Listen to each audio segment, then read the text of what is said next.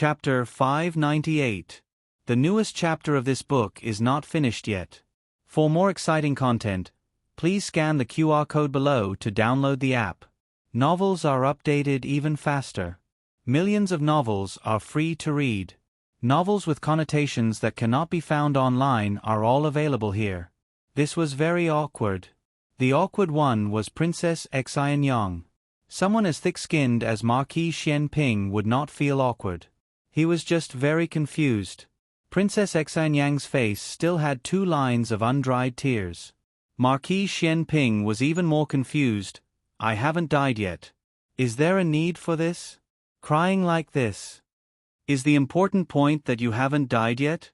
I, Princess Xianyang, Qin Fengwan, will not shed a single tear for you, Marquis Xianping. Also, what's with your tone of confusion when you said, Qin Fengwan?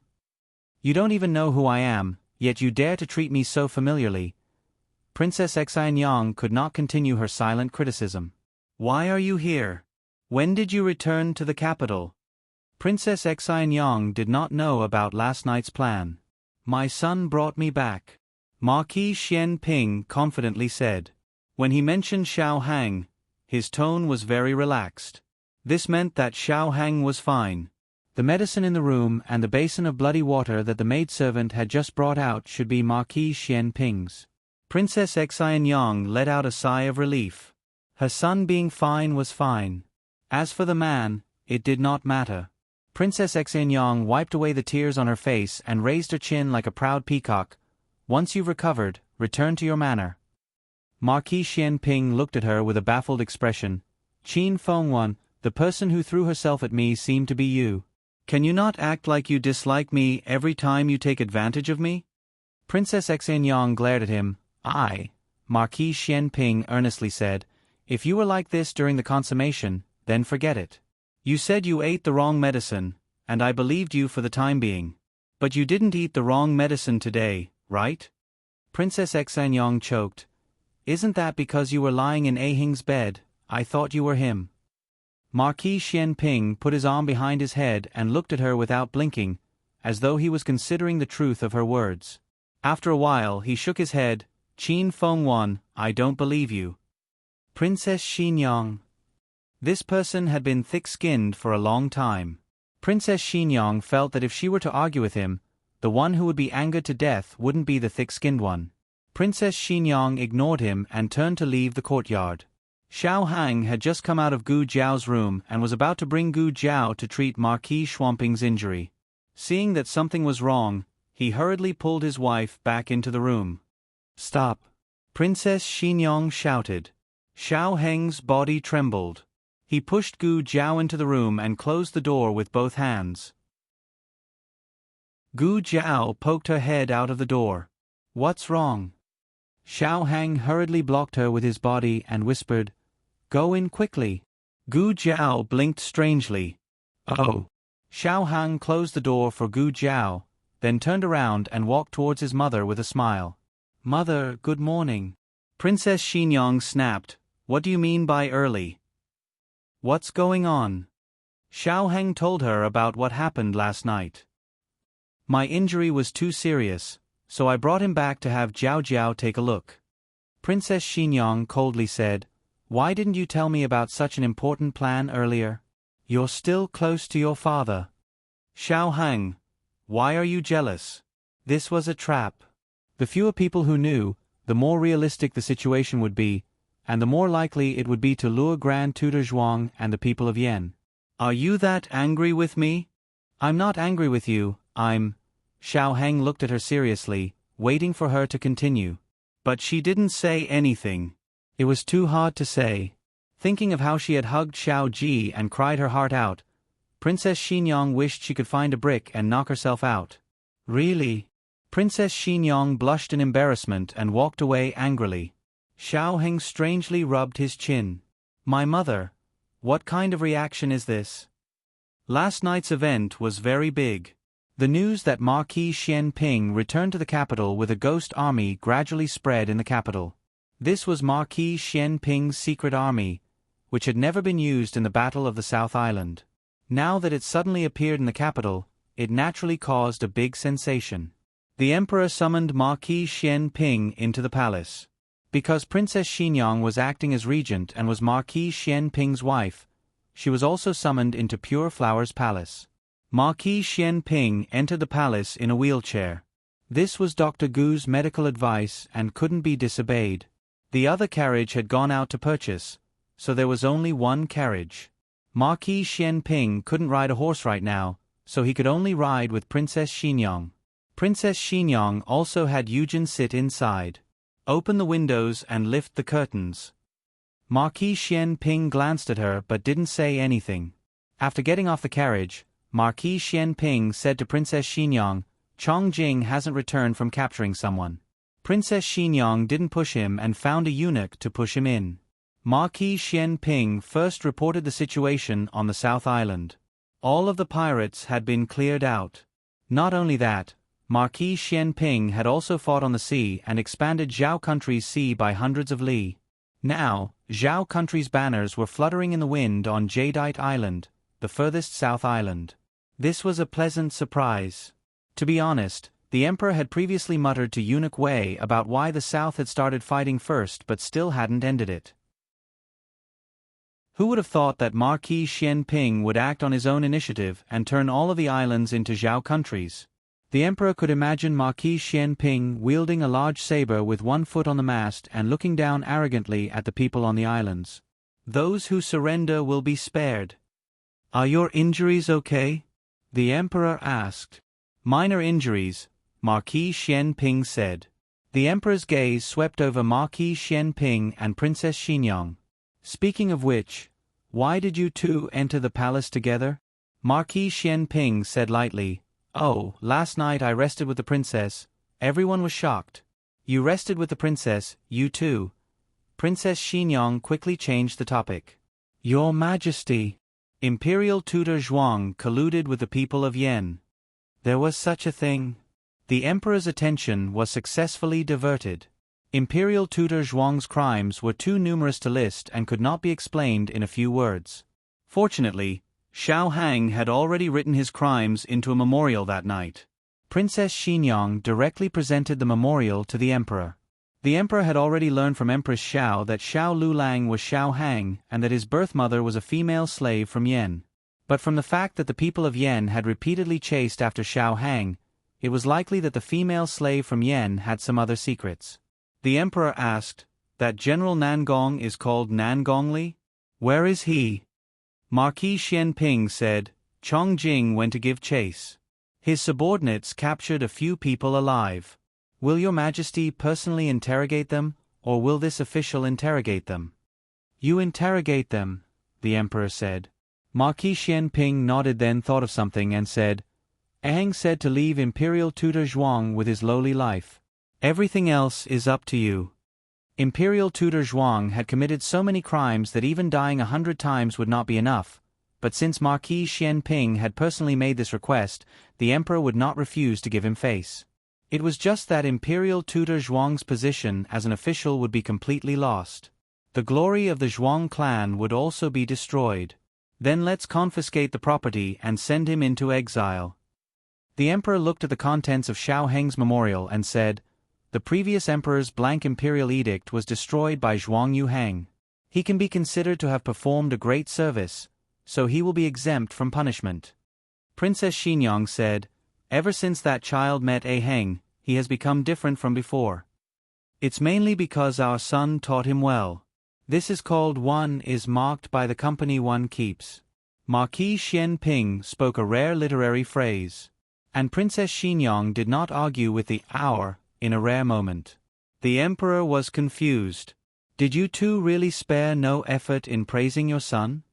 The empress misses you very much. Go to Kuan-Ning Palace in a bit to visit her," the emperor said to Marquis Xian Ping. "Yes." Leaving Pure Flower's palace, Princess Xinyang planned to leave the palace.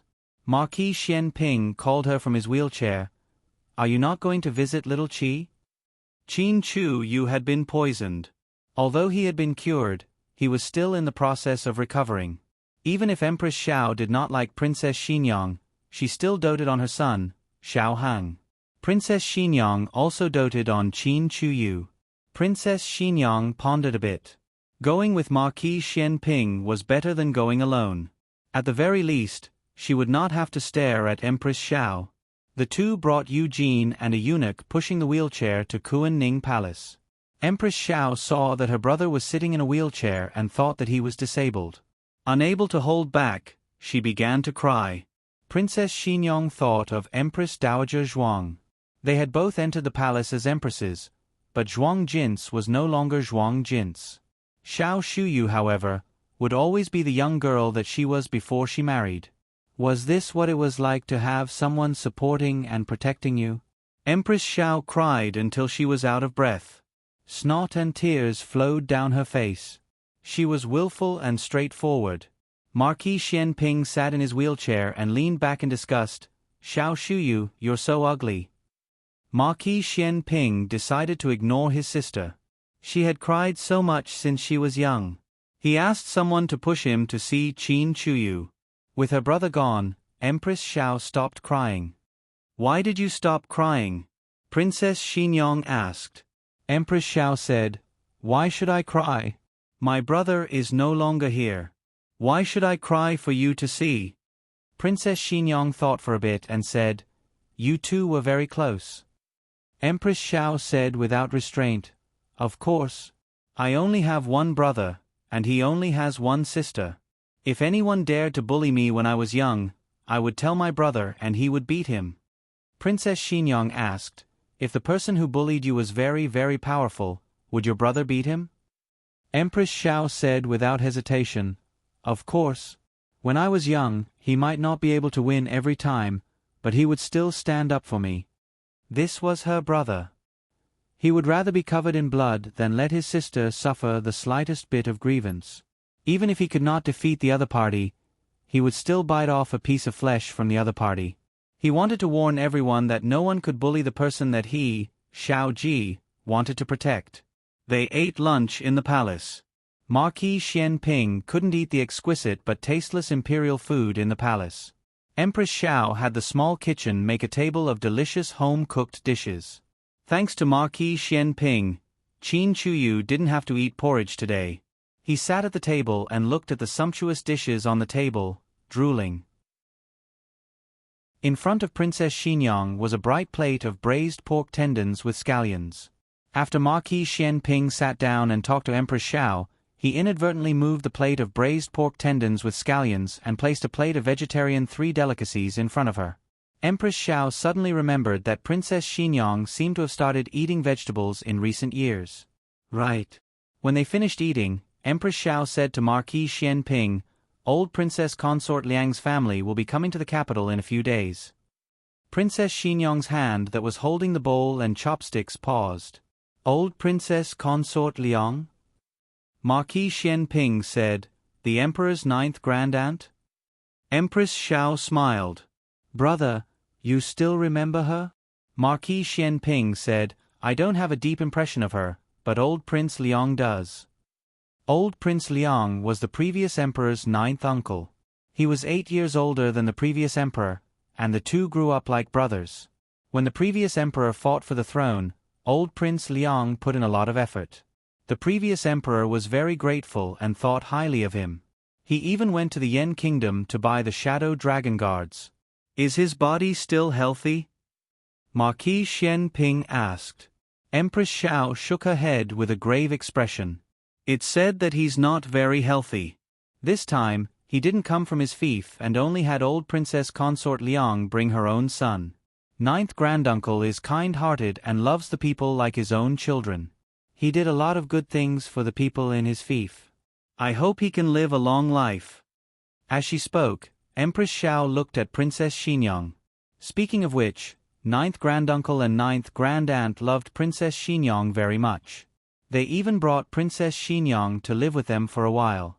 9th grand-aunt praised Princess Xinyang for being sensible. She also said that it was a pity that Princess Xinyang wasn't her daughter. She dreamed of having such a beautiful daughter. Princess Xinyang's face turned pale. Marquis Xianping sensed her abnormality and turned to ask her, What's wrong? Princess Xinyang composed herself. It's nothing. I'm full. I still have something to do, so I'll leave first. She put down her bowl and chopsticks, got up, and walked out. Empress Xiao looked at her unhappy back and was confused. Did I say something wrong? Marquis Xianping looked deeply at Princess Xinyang and said, I'm also full. I'll come see you and little Qi another day. Hey. You only ate a little. Empress Xiao frowned, puzzled. What's wrong with you two? Qin Feng Wan. At the palace entrance, Marquis Xianping called Princess Xinyang. Princess Xinyang stood in front of the carriage, her pale face half turned. I can't sit in the same carriage as you. Have the Empress send you another carriage. Marquis Xianping looked at her. Don't you just have to open the window and lift the curtain? Princess Xinyang pinched her fingers, her eyes red. Her voice trembled as she said, Not now. Marquis Xianping pushed the wheelchair toward her. She suddenly squatted on the ground, hugged her head, and screamed, Don't come over. Marquis Xianping stood up and walked over, looking at her with a frown. Qin Feng Wan. Qin Feng Wan? Princess Xinyang's eyes turned black, and she fainted. The latest chapter of this book is not finished yet. For more exciting content, please scan the QR code below to download the app. Novels are updated faster. Millions of novels are free to read. Novels with connotations that can't be found online are all available here. https://www.zhbqg.com/896428266/1083197763. HTML Genius memorized the website address in 1 second. www.zhbqg.com Biku Gu mobile reading website, m. zhbqg.com. Chapter 599. The newest chapter of this book is not finished yet. For more exciting content, please scan the QR code below to download the app. Novels are updated even faster. Millions of novels are free to read. Novels with connotations that can't be found online are available here. Ignoring the doctor's advice, Marquis Xianping abandoned his wheelchair and walked forward. He picked up the unconscious Princess Xinyang and carried her into the carriage. This scene happened too suddenly. Even Eugene didn't immediately regain her senses. The princess's problem had clearly lessened, so why did it suddenly become like this? Because she had already fainted, she didn't care about her earlier words about not sharing a carriage with anyone. Come up, Marquis Xianping said to Eugene. Yes. Eugene sat in the carriage. I'll do it, Marquis, Eugene said softly. Marquis Xianping looked at the pale Princess Xinyang in his arms. He considered the possibility of her waking up halfway and fainting from his fright. In the end, he nodded and handed Princess Xinyang to Eugene. Eugene hugged Princess Xinyang and gently held her hand. Marquis Xianping frowned. Although he and Princess Xinyang didn't interfere with each other, they were still husband and wife and had done it before. Now, he could only watch as she lay in another woman's arms. What was going on? Marquis Xianping's face was filled with irritation. He suddenly stood up and lifted the curtain. Eugene froze and asked, Marquis, what are you doing? Marquis Xianping said coldly, Get off the carriage and ride a horse. Otherwise, she'll faint from fright when she wakes up. But your injury... Before Eugene could finish, Marquis Xianping had already gotten off the carriage and robbed a servant's horse to ride. Xiao Hang had gone to the Ministry of Justice to deal with official business. Gu Jiao had been lying in bed for several days. Today, she could finally move freely. She first went to the courtyard to loosen her muscles and bones. Then, she picked up the red tasseled spear and practiced a set of spear techniques. Martial arts had to be practiced every day. Otherwise, it would be easy to become rusty. Halfway through her practice, Marquis Xianping and Princess Xinyang returned. Gu Jiao knew that they had entered the palace. When they left, they sat in the same carriage. When they came back, it was Marquis Xian Ping riding a horse and Princess Xinyang sitting in a carriage. Did they have a fight? Marquis Xian Ping calmly dismounted and threw the horsewhip to the maidservant guarding the door. Then, he said to Gu Jiao, who was in the courtyard, "The princess has fainted. Go and take a look." Oh. Gu Jiao put away the red tasseled spear and looked around. "Give it to me." Marquis Xian Ping extended his hand towards Gu Jiao and took her red tasseled spear. Gu Jiao glanced at his waist and thighs. Without saying anything, she walked towards the door. Gu Jiao carried the unconscious Princess Xinyang back to her room and placed her on the soft bed. Eugene followed in and asked worriedly, "Jiao Jiao, will the princess be all right?" Gu Jiao first looked at her pupils, which were normal. Then he put 3 fingers on her wrist and began to feel her pulse. "What's the situation? How did she faint?" Eugene lowered her eyes and said, "She fainted at the palace gates. Before she fainted, she went to Pure Flower's palace and Palace of Earthly Tranquility. I didn't go with her, so I don't know what happened. When she came out of Palace of Earthly Tranquility, her complexion didn't look good.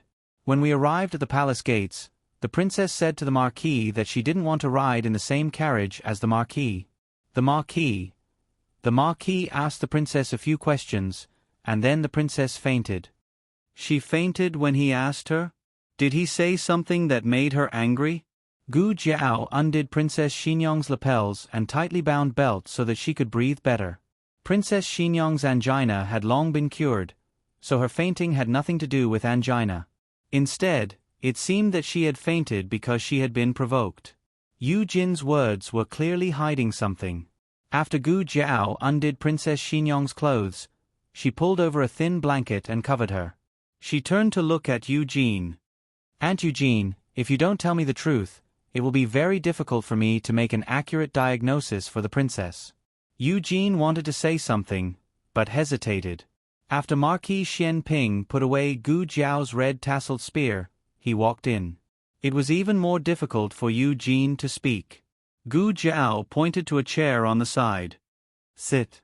Marquis Xian Ping was definitely the most disobedient patient.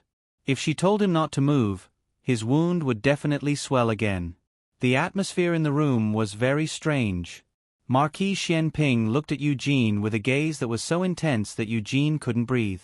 Eugene looked at the unconscious Princess Xinyang and struggled internally.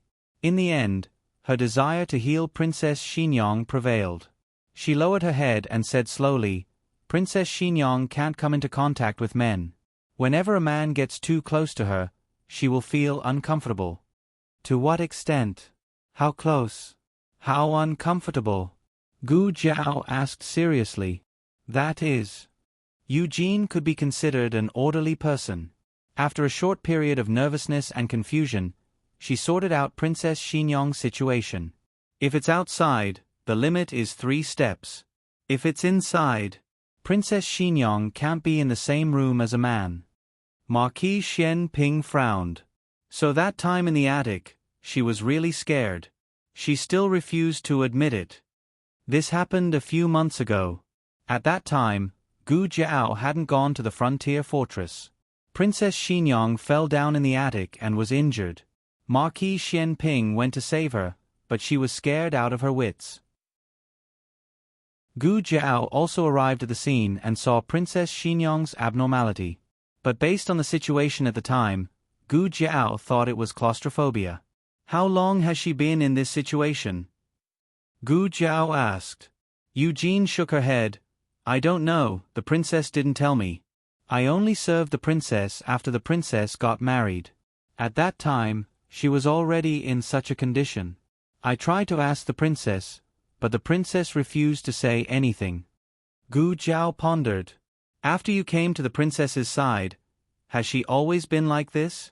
Or has her condition worsened or improved?" Eugene said truthfully, "In the past 2 years, she has improved a little. She can ride the same carriage with Marquis." In fact, Princess Xinyang had also ridden in the Yen State's pharmacist's carriage. But the Yen State's pharmacist's carriage didn't have curtains. The front and back were all open. It didn't look like a claustrophobic space. Marquis Xian Ping thought of the last few times he rode the same carriage with Princess Xinyang. But this Marquis doesn't see her as relaxed. So Marquis noticed? Eugene was surprised. Marquis Xian Ping coldly snorted. What? So in your eyes, this Marquis is just a big uncouth man? You didn't notice any of these minor things? Eugene bowed. Eugene misspoke. Marquis Xian Ping sternly said, I don't blame you.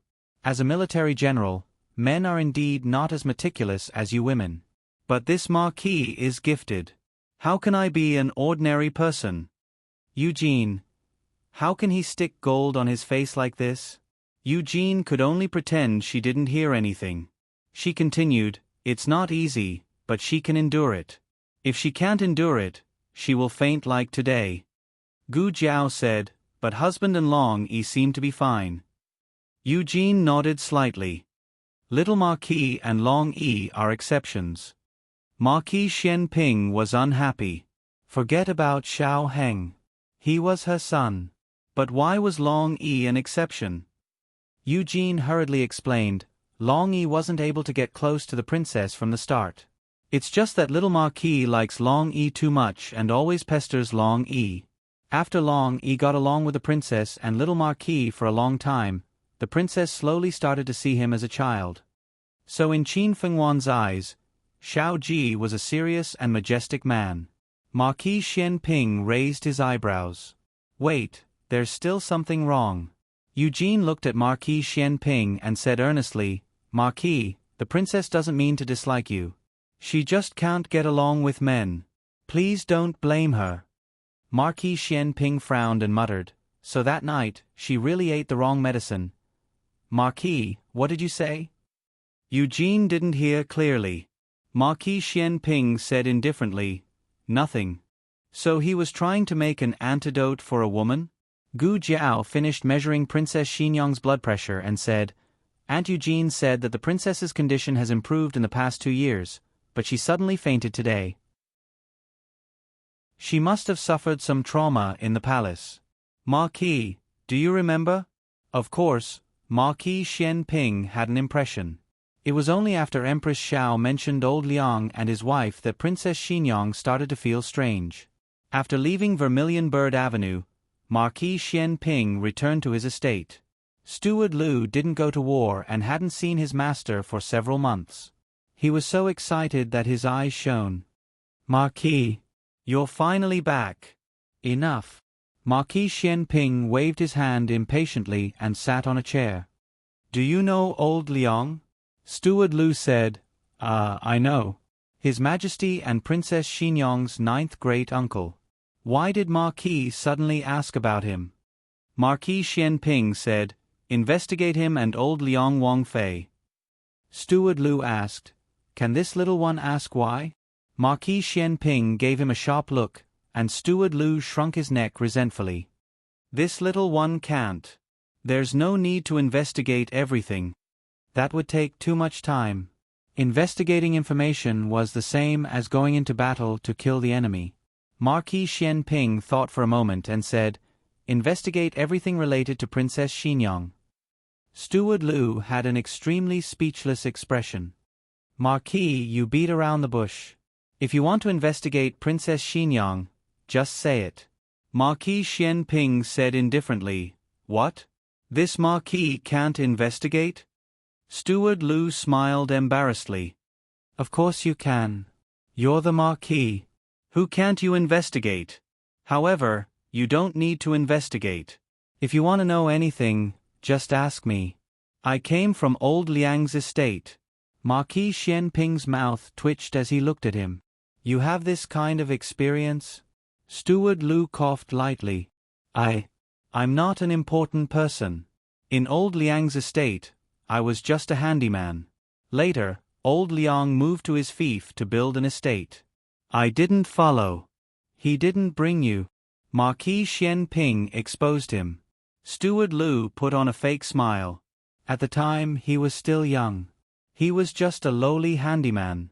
Naturally, he didn't have the right to follow him to his fief. Marquis Xian Ping continued, Then tell me about old Liang and his wife. They doted on Princess Xinyang. Is it true? Steward Lu said without hesitation, It's true. It's truer than real gold. Old Liang loved to listen to music. He had an opera troupe in his estate. I was young then, only 8 years old. I came in with the opera troupe. After the opera troupe dispersed, I didn't leave. I stayed behind to be a handyman. When I was in the estate, I heard that old Liang and old Liang's wife doted on the previous emperor's 7th princess. At the time, Princess Xinyang hadn't reached marriageable age and didn't have a title. She was ranked 7th, so the servants called her 7th princess. Steward Lu continued, Old Liang and his wife often visited Princess Xinyang in the palace. They didn't have a daughter or a granddaughter, so they always doted on Princess Xinyang. Marquis Xianping said, I know this. I heard that they even brought Princess Xinyang to their estate for a short stay. Steward Lu said excitedly, That's right. There was such a thing. The opera troupe dispersed because of Princess Xinyang. What do you mean? Marquis Xianping frowned. Steward Lu recalled for a while and said, I remember. Princess Xinyang was only 6 or 7 years old that year. She came to stay in the manor for a short while. Old Liang Wangfei specially ordered the opera troupe to put on a few plays that children liked to watch. The troupe leader arranged. I don't remember what he arranged. I only remember that I took a knife and walked around the stage. She liked to watch operas? Marquis Xianping had never seen her listen to operas in all these years. Steward Lu shook his head. Now that I think about it, I feel that the princess didn't like it at the time. She sat quietly between King Liang and the princess consort. The two of them each held one of her hands lovingly. The maidservants below the stage were all laughing, but she was the only one who was expressionless. Marquis Xianping's eyes darkened.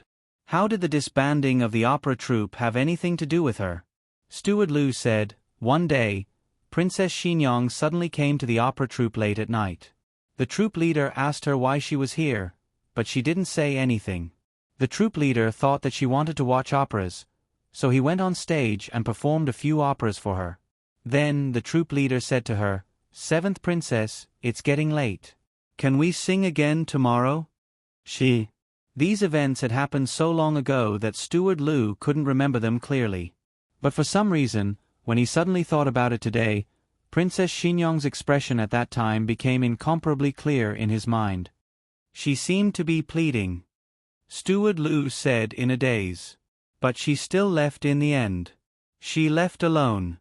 The next day, news of Princess Xinyang breaking her leg came from the estate. It was said that she fell and injured herself on the way back from the opera troupe. Old Liang's wife blamed everything on the opera troupe and disbanded the opera troupe without any explanation. Marquis Xianping muttered to himself for a moment, then said, Then let me ask you, did anyone in the estate bully her? Steward Lu said without hesitation, Of course not. King Liang and his wife doted on the princess very much. No one dared to bully her. I remember that once, for some reason, old Liang's heir got into an argument with the princess and pushed her to the ground. It was grass, so it didn't hurt.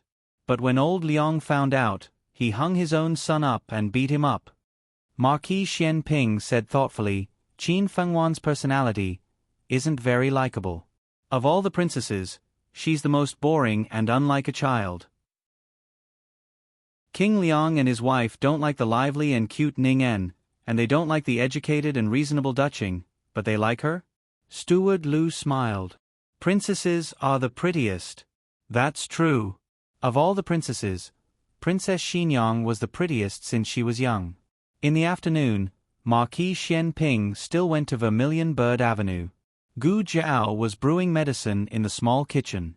Marquis Xianping walked over and asked Gu Jiao, She hasn't woken up yet? Gu Jiao threw a piece of ginger into the medicine pot. She woke up once, drank the medicine, and went back to sleep. Marquis Xianping's eyes focused. Can her illness be cured? Gu Jiao said, Mental illness needs mental medicine. Mental medicine. Qin Fenghuan, what's your mental medicine? After Gu Jiao finished brewing the medicine, She warmed it on the stove and reminded Eugen to drink the medicine when the princess woke up. This medicine was to be taken before meals. Are you going out? Eugen asked. I'm going back for a while, Gu Jiao said. Eugen smiled. You've stayed here for a few days, so it's time to go back and take a look. I'll take care of the princess, so don't worry. Eugen prepared a carriage for Gu Jiao. On the way back to Jishui Alley, they would pass by Lu Yixing's house. When they passed by the alley, Gu Jiao said to the coachman, "Stop for a moment. I have something to do." "Yes, Dr. Gu." The coachman stopped the carriage at the entrance of the alley. Gu Jiao only wanted to see if Lu Yixing had returned, so she didn't have much hope. Who knew that before she could knock on the door, a white figure would rush over from the wall and rush into her arms. "Little Sher." Gu Jiao hugged the little fatty in her arms. The little fatty snuggled up to her in her arms. Gu Jiao curled her lips. "Who's here?" Lu Yixing pulled open the wooden door from the courtyard and saw Gu Jiao outside. Gu Jiao was dressed in green and still looked like a young girl, but there was a hint of killing spirit between her brows. Lu Yixing's gaze froze. Gu Jiao said, "You're back." She said she was back. This meant she knew he had gone out earlier. Lu Yixing explained, "When Mama is old, so I sent her back to the countryside, to return to her roots." When Mama was the old servant who used to serve in the courtyard. She was old and weak, so it was difficult for her to move around. Lu Yixing took her to live in the countryside for a period of time. Gu Jiao suddenly understood. "I see." Then Lu Yixing said, she passed away. Her children were all gone, and it was Lu Yixing who sent her off. She passed away in her sleep. She passed away peacefully. Lu Yixing stepped aside. "Come in and have a seat." Gu Jiao carried the little fatty into the courtyard. "I was just passing by today. I didn't expect you to be at home. Yuan Tang asked me to bring you something. I'll bring it to you later." Lu Yixing brought Gu Jiao into the central room and poured her a cup of tea. Someone was cooking in the backyard.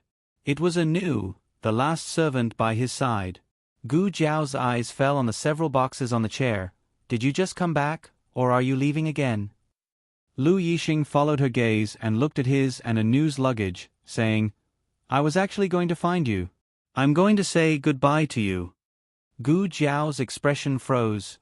"You're leaving the capital?" "Yes." Lu Yixing smiled with relief. "I'm leaving, but I may not only leave the capital." "You're leaving Zhao country," Gu Jiao said. Lu Yixing smiled helplessly. "I can't help it. Who told me to lose a bet with someone? I still understand the principle of accepting defeat." Gu Jiao said, "So you still remember?" Lu Yixing took out the 3 hairpin flowers from the brocade bag.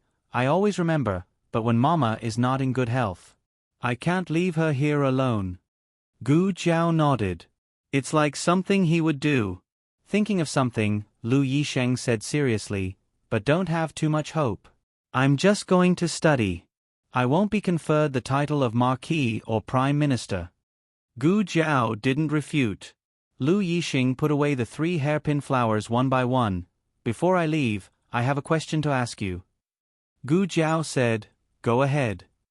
Lu Yixing hesitated for a moment, then gathered his courage and asked, Why are you so good to me? Is it really just because I'm a patient of the clinic?" "No," Gu Jiao said. Lu Yixing's eyes lit up, then, Gu Jiao curved her lips. "You've already asked a question." Lu Yixing choked, and after a long time, he smiled bitterly. "That's true." Gu Jiao saw a bamboo flute standing on the box. "Do you like to play the flute?" Lu Yixing said warmly, "Yes." Gu Jiao said, "Oh, when are you leaving?" Lu Yixing said, "We'll leave in 2 hours. My identity is special, so it's inconvenient for me to leave the city when there are many people." Gu Jiao nodded and looked at him. "Is the carriage ready?" Lu Yixing smiled. "It's ready." Gu Jiao said, "Then I'll go and get the things from Yuan Tang for you." Lu Yixing opened his mouth. "You don't have to make a special trip. I'll ask Anu to go and get it for you." Okay. On an ordinary night, Lu Yixing, who had lived in the capital for 22 years, finally gathered his courage and got on the carriage to leave. He was not allowed to leave the capital, so he spent some money and used some tricks. He left through the west gate. He didn't know if he would be able to come back, but he had to go. When he passed by the Phoenix Pavilion, he suddenly heard the melodious sound of a guqin. Lu Yixing felt his heart tremble. He pulled the curtain of the carriage tightly, but just as he was about to lift it, he suddenly stopped. Anu turned her head and gestured with her hands, asking him if he wanted to get off the carriage. He looked in the direction of the sound of the guqin and hesitated, but he shook his head and said, "Slow down the carriage." Anu slowed down the carriage. The sound of the guqin faintly came, like the sound of the ninth heaven, like the sound of a mountain stream. He had never heard such a melodious sound of the guqin in his life. Even the palace musicians couldn't play a fraction of it. Lu Yixing slowly took out the bamboo flute in his hand, put it to his lips, and chased after the sound of the guqin. She was sending him off. Sending off a confidant with a song. She thanked him for burying her in his previous life, and he thanked her for recognizing his worth in this life. Digression, looking for a monthly ticket. Moi, the latest chapter of this book is not finished yet. For more exciting content, please scan the QR code below to download the app. Novels are updated faster. Millions of novels are free to read. Novels with connotations that can't be found online are all available here. https://www.zhbqg.com/89642_826/1082979141. HTML Genius memorized this website's address in a second. www.zhbqg.com Biku Gu mobile reading website, m. zhbqg.com. Chapter 600. The latest chapter of this book is not finished yet. For more exciting content, please scan the QR code below to download the app. The novel will be updated faster. Millions of novels will be read for free. There are all kinds of novels that can't be found on the internet. Jiao Jiao. On the carriage back, little Jing Kong excitedly swung his short legs beside Gu Jiao. "You play the zither so well. You play better than my master." Gu Jiao asked, "Does your master know how to play the zither?" Little Jing Kong said with disdain, "He knows how to play, but his playing is terrible." Gu Jiao imagined the scene of an old monk with a white beard playing the zither with slow movements, but the sound of the zither was out of tune. She said, "Your master has a wide range of hobbies." Little Jing Kong waved his hand. "It's nothing. My master loves to drink." "A monk can drink? Is your master a monk?" Gu Jiao wiped the zither case on her lap with a handkerchief and said, "He's old. It's better not to drink." Little Jing Kong nodded like a chick pecking at rice. "Yes, yes." The carriage arrived at the city gate, which was closed. However, Gu Jiao had a token in her hand, so the guards opened the gate for her. When they passed through the gate, little Jing Kong suddenly asked, "Jiao Jiao, why did we come so far to play the zither?" Gu Jiao said, "I'm sending a friend here. He's going on a long journey." Little Jing Kong tilted his head and asked, "Is it the friend who plays the flute?" "He plays the flute very well." "Love me, love my dog." Gu Jiao smiled. "Yes, I think it's good too." Children's focus was different from adults. If Xiao Hang was here, he would definitely ask who the friend was, a man or a woman. Little Jing Kong said seriously, "It must be Jiao Jiao's very good friend. Will he come back?" "I don't know." Gu Jiao truly did not know that in the dream she had when she returned to the Marquis's estate, Lu Yixing had returned. But now, the trajectory of everything was not the same as in the dream. No one could guarantee that they would meet again in the future. The city gate slowly closed.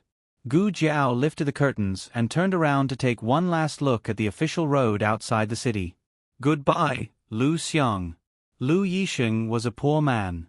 All he had was a suitcase and a basket of books given to him by Gu Jiao. He took little Sher away because he missed her. The house was left empty. No one was hired to take care of it, and it was not sold. The capital would not change because of Lu Yixing's disappearance. Few people in the capital cared about him, so no one would discover that he was gone. Perhaps many years later, on a sunny afternoon, in a bustling tea house, someone would mention it on a whim. Huh? I haven't seen Lu Yixing recently. He's not dead, is he? He's a descendant of the Lu family. If he's dead, he's dead. However, all these had nothing to do with Lu Yixing. He took her little Sher, her trust and expectations for him, and started the long voyage to fight against fate. Goodbye, Miss Gu. When Gu Jiao returned to Puishui Alley, little Jing Kong had fallen asleep in her arms. It was already late when she went out. She did not plan to take the little guy out, but the little guy stuck to her, so she took him with her. The carriage stopped.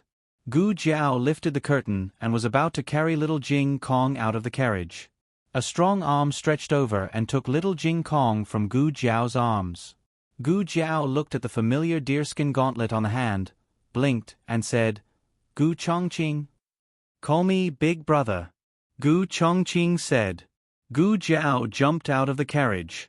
Gu Chongqing carried little Jing Kong, who was sleeping soundly, into the room with his sister. It was midnight. Everyone in the family had gone to bed, but Xiao Hang did not come back. Too many things had happened recently.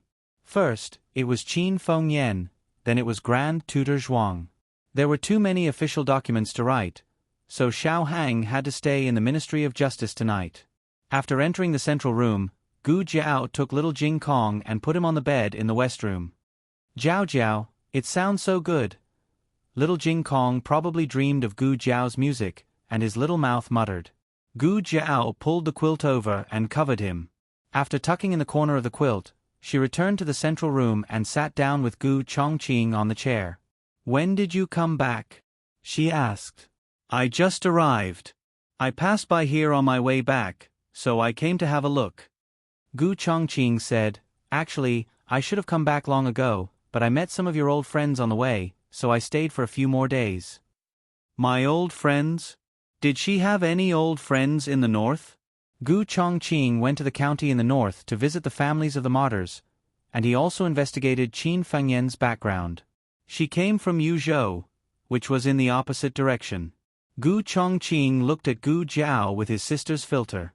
Gu Jiao was expressionless, but he felt that his sister was cold and cute. He laughed and said, "It should be your old friends with little Jing Kong." Why was it related to Jing Kong again? Gu Chongqing coaxed, "Call me Big Brother, and I'll tell you." What kind of tone was this to tease a 3-year-old? Gu Jiao raised her eyebrows. "Did you meet the monks in our temple?"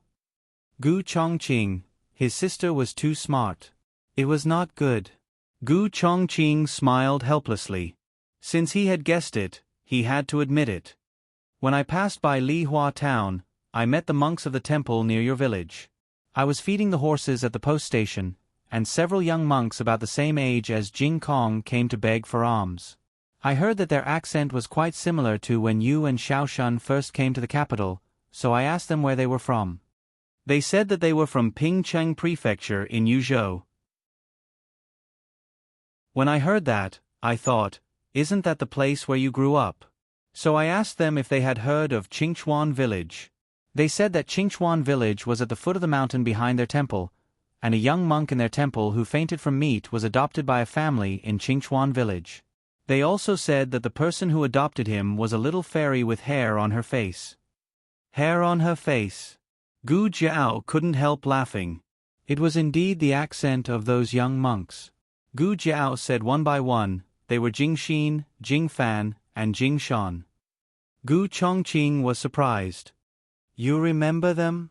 Gu Jiao said, "I talked to them."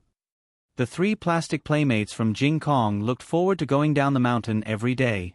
They didn't even tell Jing Kong that they couldn't eat meat when they went down the mountain. They were afraid that Jing Kong wouldn't leave. However, Jing Kong didn't hold back.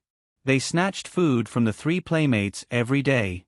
Gu Jiao asked curiously, "How did you meet them?" Gu Chongqing said, "They followed the abbot of the temple to participate in the Dharma conference and traveled half of Zhao country. They were in Yi City during the war at the frontier fortress, but they didn't know that you were in the Gu army." Gu Jiao said, "Oh, I really missed them." Gu Chongqing continued, "They took me to see the abbot. The abbot asked a lot of things about little Jing Kong.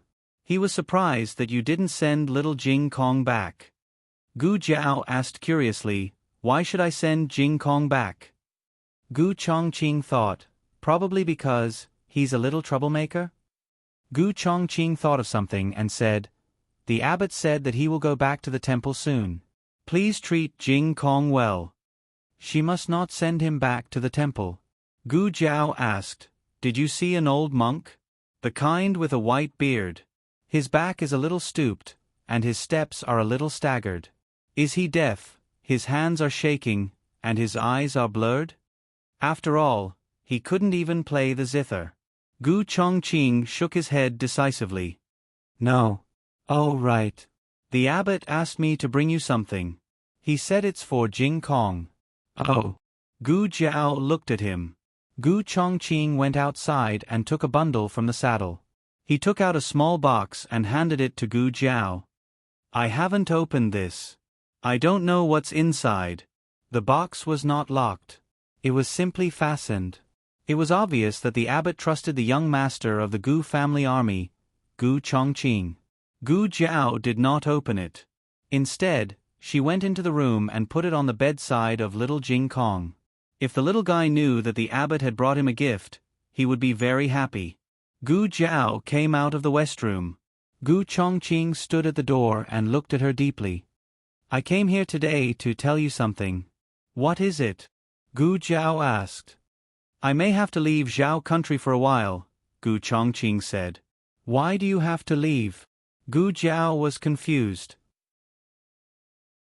"Did you make an appointment? Both of you had to leave." Gu Chongqing raised his hand and stroked the hair on her temples. "To find a way to cure you. You are my sister. I don't want to see you lose control in blood and killing intent. I also don't want to see you hurt yourself to restrain your desire to kill. So even if I have to climb a mountain of swords or plunge into a sea of fire, I must cure you. When I was talking to the abbot, I mentioned your situation by accident." Gu Chongqing said, "The abbot said that there may be a way to cure you in Yen Kingdom." Gu Jiao was slightly surprised. "Yen Kingdom?" Gu Chongqing said, "In fact, Chen Kingdom is also famous for its medical skills. But I think you are already the best doctor in the world. If you can't cure yourself, it may not be a problem of medical skills. There are many capable people in Yen Kingdom. I want to go there to try my luck." Gu Jiao looked at him. "You can't go to Yen Kingdom." As the young master of the Gu family, he had to ask for permission to leave the capital, let alone go abroad. Obviously, the emperor would not agree to let him go to Yen Kingdom because he couldn't go at all. Gu Chongqing smiled. "I can go. At worst, I won't be the young master of the Gu family." Gu Jiao retracted her gaze. "Yen Kingdom is not a place you can go as you wish." Gu Chongqing stroked the top of her head and smiled dotingly. "Don't worry. I have my ways." Brother's style was very good. He treated Gu Jiao like Xiao Hang treated little Jing Kong. Gu Jiao's face darkened. He couldn't lie to her like this. "Okay, I'm leaving. Call me Big Brother." He wanted to be the first brother she acknowledged. Gu Jiao looked at him with a serious face. Her whole face said, "How can you talk to your little granduncle like that?" Gu Chongqing was speechless. Gu Chongqing was serious about going to Yen Kingdom to treat his sister. With his current status, there was only one way to go to Yen Kingdom, to the underground martial arts arena. The underground martial arts arena was built by the people of Shang. They used the arena to recruit talents and collect information from other countries. Even the imperial court could not interfere. As long as he was in the top 3 of the master ranking, he would be qualified to enter Yen Kingdom. Gu Jiao slept late. When she woke up, it was already dawn. Little Jing Kong was already practicing boxing in the backyard. Kill! He punched out and a row of chickens fell down. They were quite cooperative. Gu Jiao dressed neatly and went to the backyard to wash up. Xiao Hang was also washing his face. This person was too good-looking. Everything he did was pleasing to the eye. He wrung a towel and made it look like an ink painting. "Did you just come back from the yamen?" Gu Jiao greeted him.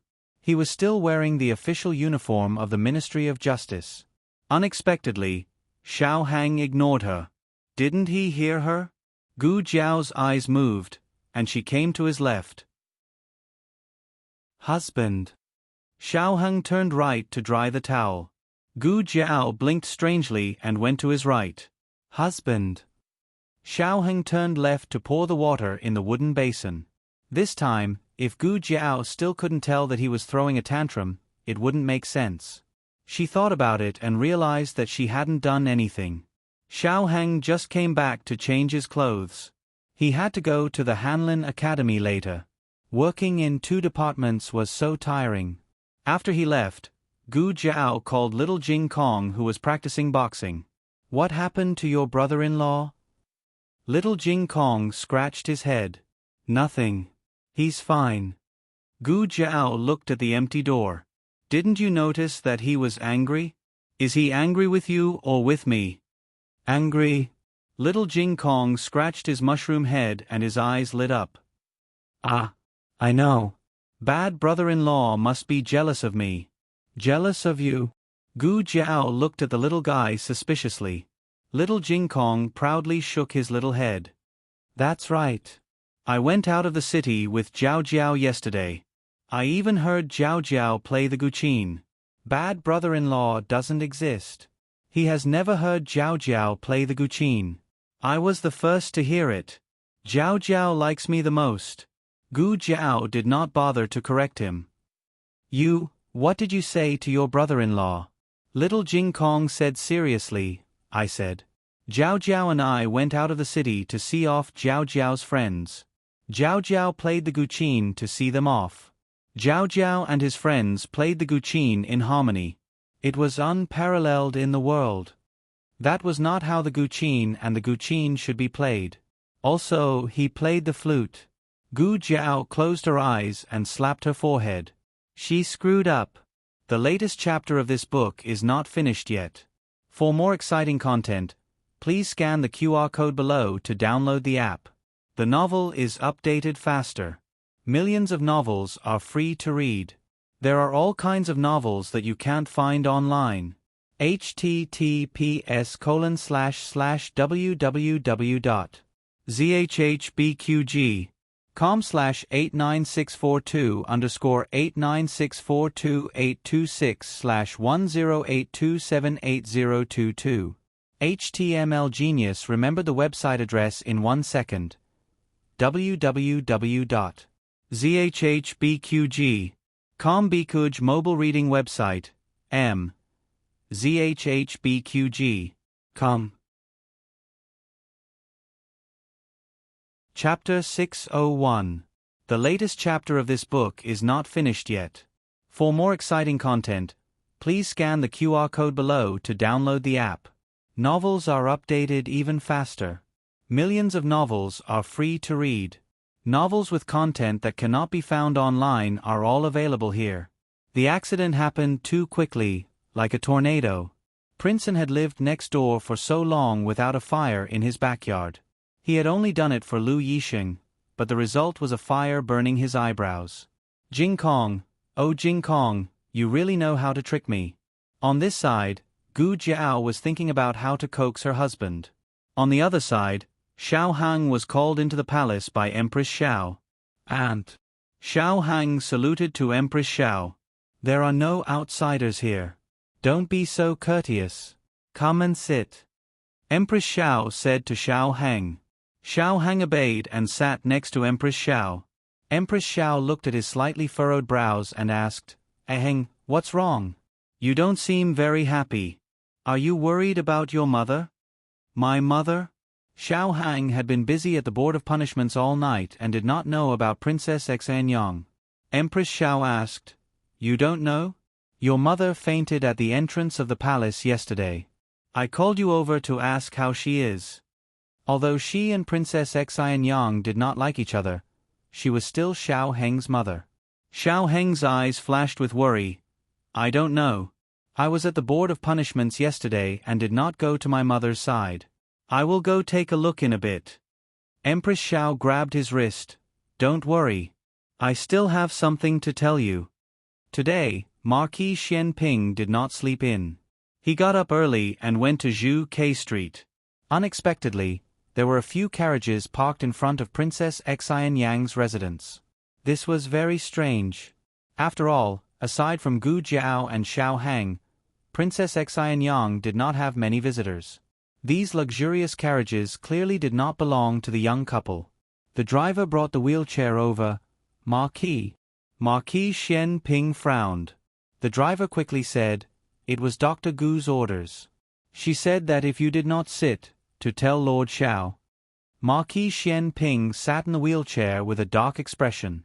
Just as he sat down, a clamor came from Princess Xinyong's courtyard. Soon after, Eugene and a few servant girls from the courtyard came out with bags of various sizes. As she walked, she looked back as if she was saying to someone, you should take these things back. We appreciate the old princess's kindness, but we won't accept the gift. A stout nanny followed them out, surrounded by a few maids. She used her hand to block the gifts that Eugene intended to return and said with a smile, these are the old princess's kind intentions. She specially brought them over from Feng. How can I not accept it? Eugene smiled politely. Gue Momo, you really can't accept it.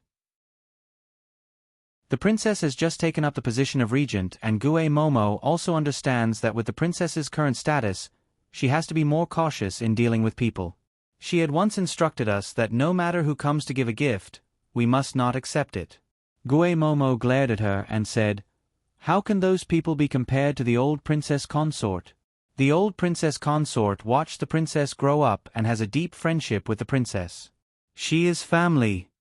Eugene maintained a decent smile. Gue Momo, please don't make things difficult for us. Gue Momo's smile faded. It's fine if I don't make things difficult for you. Go and report to the princess that the old princess's people have come to see her. Eugene said in a manner that was neither servile nor overbearing, the princess has not been feeling well recently. She did not sleep last night and only rested when it was close to dawn. I'm afraid it would be inappropriate to wake the princess up. Gue Momo chuckled. I don't know when it was the turn of a servant to make decisions for Princess Xinyong. A servant girl at the side said, Lord Eugene is the deputy prefect of the princess's residence and has an official title in the imperial court. Nanny, be careful with your words. Gue Momo looked coldly at Eugene and raised her chin. All right then, I will wait here for the princess to wake up. Who is so noisy? Marquis Xianping sat in a wheelchair and was slowly pushed over by the coachman. Eugene heard his voice and her eyes lit up. She turned and bowed. Marquis. Marquis. Gue Momo looked at the handsome man in the wheelchair and could not help but be stunned. This is Princess Xinyong's son-in-law? After so many years, why hasn't he changed at all? Gue Momo was an old servant of the old Liang Wangfei and had lived in the capital for many years. Naturally, she had seen Marquis Xianping. However, she never expected that time would not hasten him. Marquis. This servant is... Gue Momo was only halfway through her sentence when Marquis Xianping grabbed the bundle in Eugene's hands and threw it at Gue Momo's feet without any trace of politeness. Gue Momo was stunned again. The servant girls saw the Marquis take the lead and threw the gifts on the ground with their backs straightened. Humph! Gue Momo and the others were thrown back a few steps. This was a slap in the face. They had come a long way to deliver gifts to Princess Xinyong. Not only did she not want them, she even threw them out. Gue Momo immediately said angrily, Marquis, we are people of the Liang Wangfei. This old servant came on the old Liang Wangfei's orders. Just how powerful was the old Liang Wangfei's and old Liang Wangfei's statuses? When the current Empress Dowager saw the two of them, she had to respectfully call them uncle and aunt. Marquis Xianping and Princess Xinyang were of the same generation. How dare he? Marquis Xianping dared. When he heard Gue Momo's threat, he did not even lift his eyelids. He only lazily leaned back in his chair. Gue Momo was clearly standing and he was sitting, but he had the aura of being number one in the world. Marquis Xianping arrogantly said, "Still not leaving? Are you waiting for this marquis to beat people up?" Gue Momo was furious. "You." A servant beside her said eccentrically, "Forget it, Nanny. Marquis Xianping has been arrogant for more than a day or two. At worst, we can go back and report to the old Liang Wangfei and let her judge before the emperor. Let's see if someone is bullying the old Liang Wangfei because he is no longer working in the capital and doesn't put our Liang Wangfei in their eyes." This was naturally a threat to Marquis Xianping. They did not believe that Marquis Xianping was not afraid of the old Liang Wangfei or the emperor. Who would have thought that Marquis Xianping would not even use his pestle? Eugene pursed her lips and smiled. She said to Gue Momo and the others, "My marquis has just made a military achievement. Do you think that the emperor will touch him at this critical juncture? Just drive out a few servants. It's not like he's driving out your Wangfei. My marquis." This was the first time Eugene had addressed Marquis Xianping this way. Marquis Xianping raised his eyebrows. "Did you hear that? Hurry up and scram." Gue Momo gritted her teeth. "Don't." Swish. Marquis Xianping pulled out the long knife behind his wheelchair. "Murder." Gue Momo was so scared that she covered her head and fled. The others also went straight to their carriages, forgetting to bring their gifts. Eugene instructed the servant girls to throw these eyesores back into their carriages, and the group left dejectedly. Marquis Xianping threw the long knife to the coachman and pushed the wheelchair into the courtyard. He went to Princess Xinyang's room. As expected, she was not asleep at all. She sat at the head of the bed with a pale face. The wheelchair could not get in. Marquis Xianping thought for a moment, stood up, moved the wheelchair over the threshold, and sat on it again. He came to the bed, and Princess Xinyang turned her back to him. This meant that she refused to communicate with him. Marquis Xianping thought of her illness and didn't dare to get too close. He looked around and made sure that the doors and windows were open before saying, "Qin Fengwen." "Don't ask," Princess Xinyang said softly. Marquis Xianping hesitated and swallowed the words at the tip of his tongue. "Fine, I won't ask. I just came to tell you that you're my Shao Ji's wife. No one can bully you."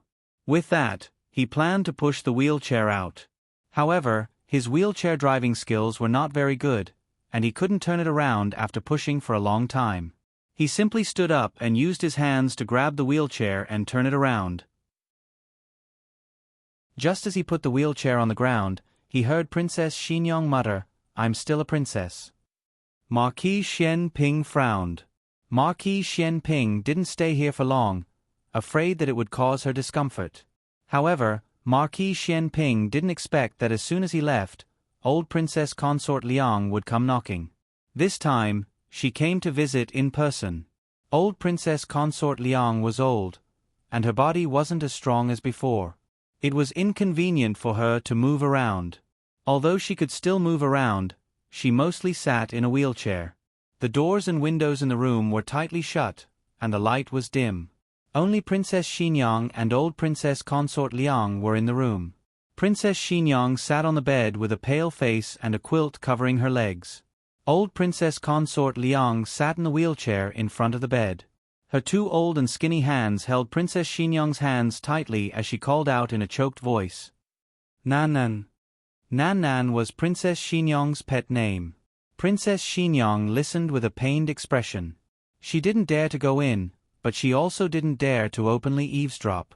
She could only sneak closer to the door and try to prick up her ears. She knew she shouldn't do this, but if she didn't do this, how could she understand the princess's illness? She heard Princess Xinyang say softly, "Don't call me that. It's disgusting." Disgusting?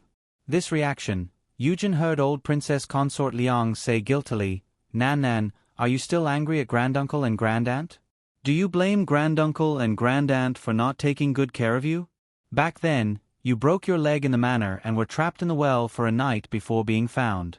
It was granduncle and grandaunt's negligence. Granduncle and grandaunt should have put in more effort.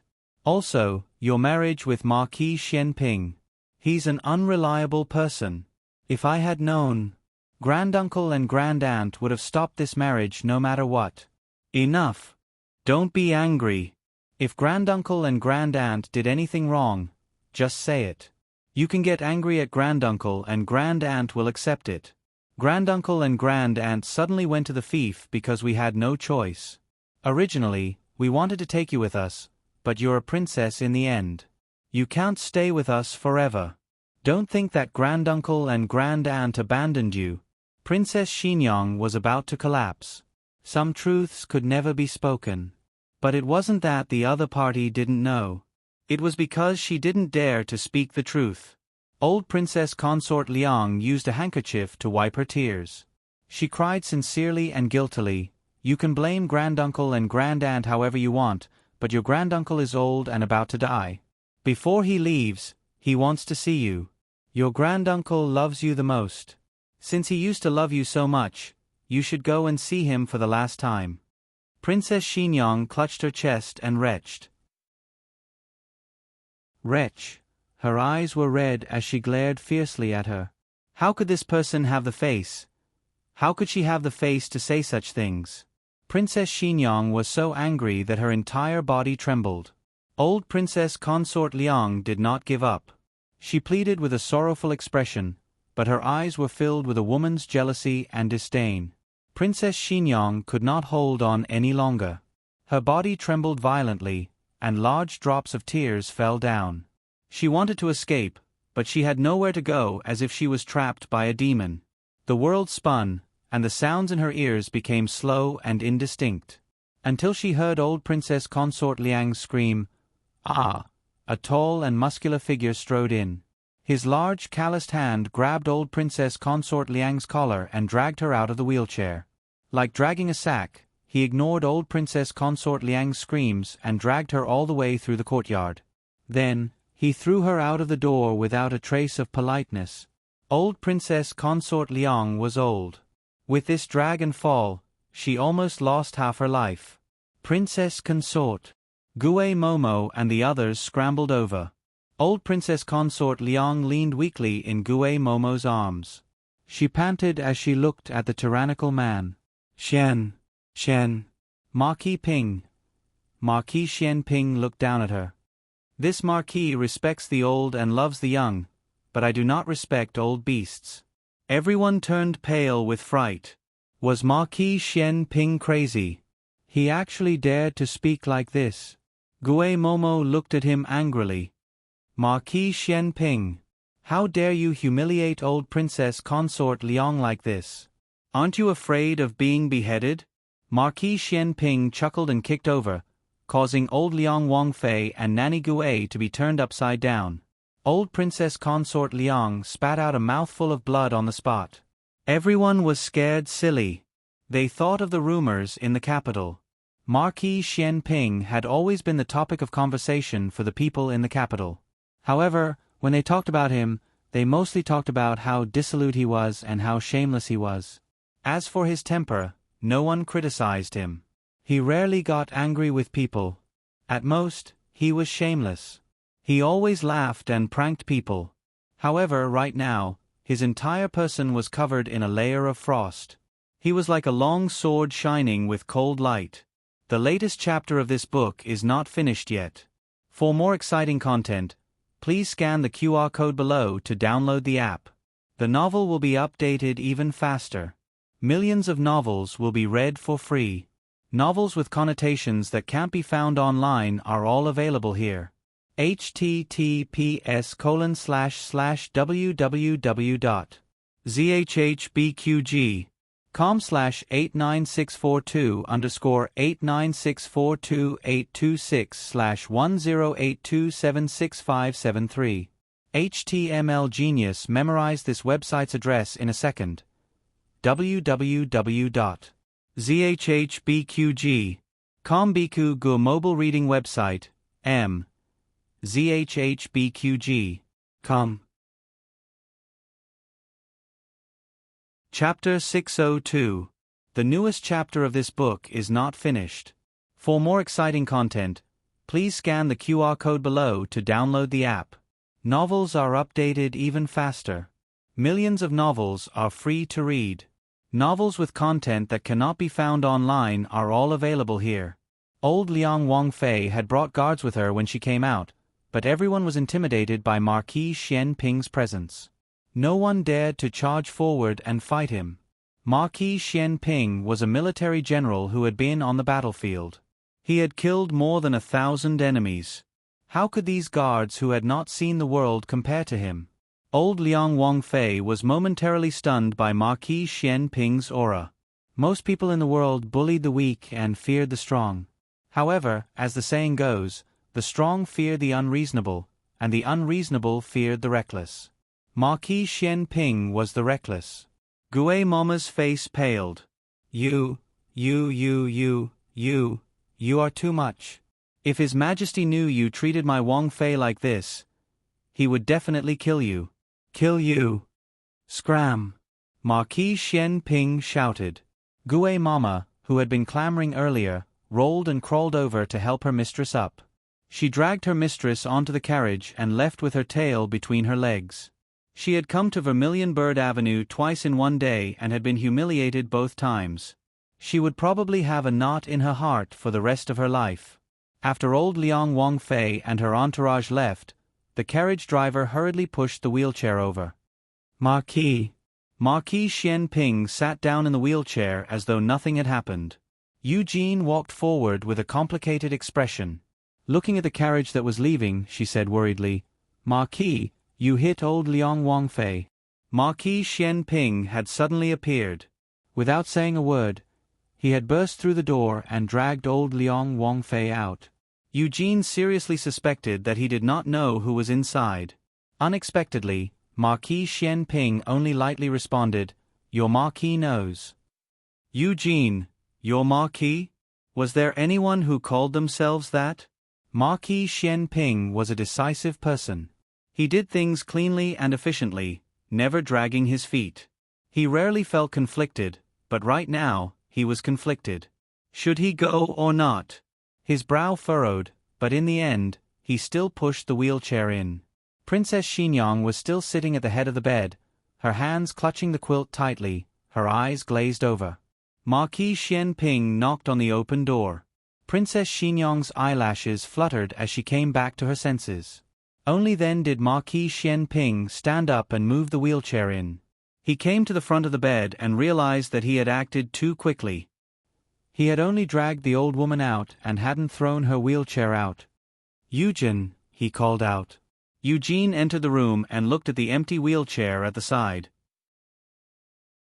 She nodded knowingly and pushed old Princess Consort Liang's wheelchair out. Princess Xinyang raised her hand and calmly wiped away the tears on her face. She didn't look at Marquis Xian Ping. Instead, she looked at the other side of the bed and asked, What did you find? She was asking about what they had found, not what they had heard. Indeed, no one who had heard old Princess Consort Liang's well-meaning words would think that old Princess Consort Liang had done anything wrong. Marquis Xian Ping Ho said frankly, I have a steward under me called Lu Zhao. He once worked in the capital's Liang household. He said that you didn't seem to be very happy in the Liang household, but everyone, including him, believed that you were doted on by the old Liang household and lived very well. Princess Xinyang was slightly surprised. That's all. Marquis Xian Ping shrugged. Yes, that's all. Princess Xinyang murmured in disbelief. Then why did you treat old Princess Consort Liang like that? Marquis Xian Ping looked at her, baffled. Qin Fengwan, do you need cold evidence to see if you're living well? If even a single word she said could be trusted, would you have done that? Are you crazy or am I blind? I can't even tell if you're happy or not. Princess Xinyang looked at him in a daze. It's that simple? Marquis Xian Ping met her gaze. How difficult is it? Princess Xinyang laughed self-deprecatingly. Yes, how difficult is it? Mother, can I not see ninth granduncle later? What's wrong? Your ninth granduncle and ninth grandaunt came specially to see you. They bought your favorite snacks. Don't you like ninth granduncle and ninth grandaunt a lot? All right, don't be willful. Mother knows you're still angry about me punishing you for copying, but Mother is doing this for your own good. Your imperial father has so many children, and Mother doesn't have a son. If you don't live up to expectations, we'll have a hard time moving forward. Your ninth granduncle comes to see you every time he enters the palace. Your imperial father thinks more highly of you, so he comes to Mother's palace more often. Soon, Mother will give you a younger brother. At that time, we'll have someone to rely on in the harem. Does consort you know? Marquis Xian Ping interrupted Princess Xinyong's thoughts. Princess Xinyong clutched the blanket tightly and said in a normal tone, "Know what?" "Nothing at all." Marquis Xian Ping looked deeply at her and said, "Old Liang Wang was greatly respected by the previous emperor, but he suddenly resigned from all his positions in the capital. He took his family to his fief and became an idle prince without an official position. He didn't return to the capital until the previous emperor passed away to offer his condolences." "Little Qi, what nonsense are you talking about? You can't speak without evidence, understand? Father, Little Qi is the smartest princess in Zhao country. Your studies are the best of all the princesses. Unfortunately, you're not a man. Father has high hopes for you. Little Qi, don't disappoint Father." "But Father, Little Qi is really scared." Princess Xinyong's knuckles turned white. In this world, if even her father couldn't protect her, then who else could? She had already lost all her faith. She stood in the abyss where she couldn't shout. No one would ever hear her. Marquis Xian Ping said, "If the previous emperor can't kill him, I'll kill him." Princess Xinyong's eyes trembled, and she turned to look at Marquis Xian Ping. Marquis Xian Ping stood up and stared at her. "Qin Feng Wan, I'll kill this person." Princess Xinyong opened her mouth, and her eyes reddened. "Are you crazy?" Marquis Xian Ping didn't say anything and turned around with a dignified expression. Princess Xinyong stopped him.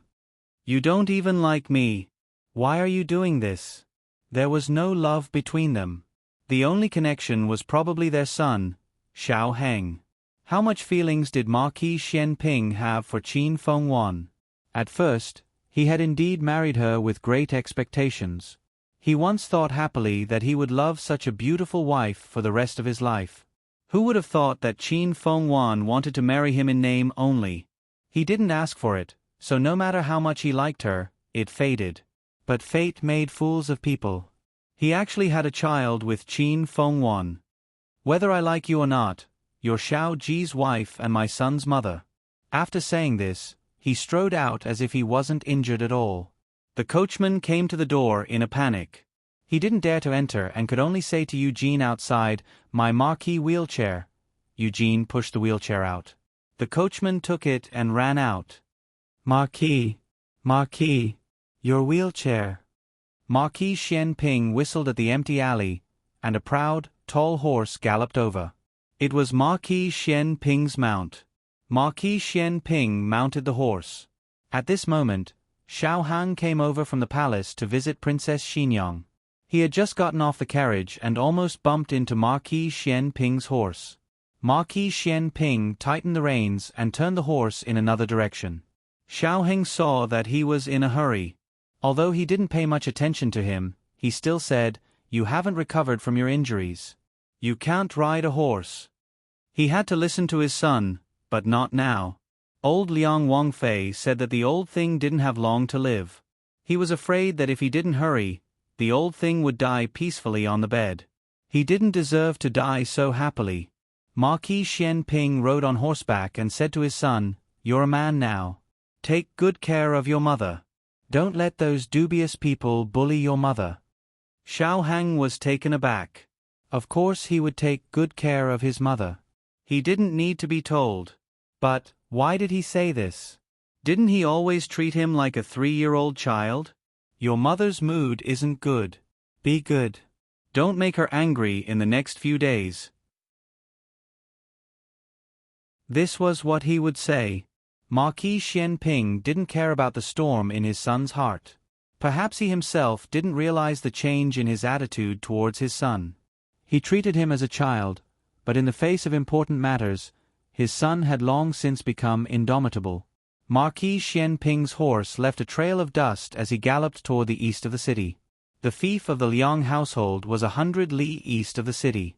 Inside the room, Eugene and Princess Xinyang could clearly hear the sound of horse hooves gradually fading away. Eugene didn't understand much, but she could roughly guess what Marquis Xianping was going to do. She looked worriedly in the direction of the door and said, "Princess, the Marquis, he." Princess Xinyang lowered her eyes and said in a low voice, "Idiot. The newest chapter of this book is not finished. For more exciting content, please scan the QR code below to download the app. Novels are updated even faster. Millions of novels are free to read. Novels with connotations that can't be found online are all available here.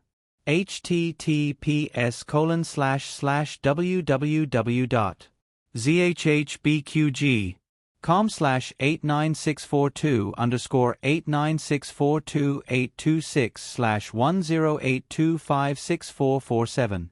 HTML Genius remembers this website's address in 1 second.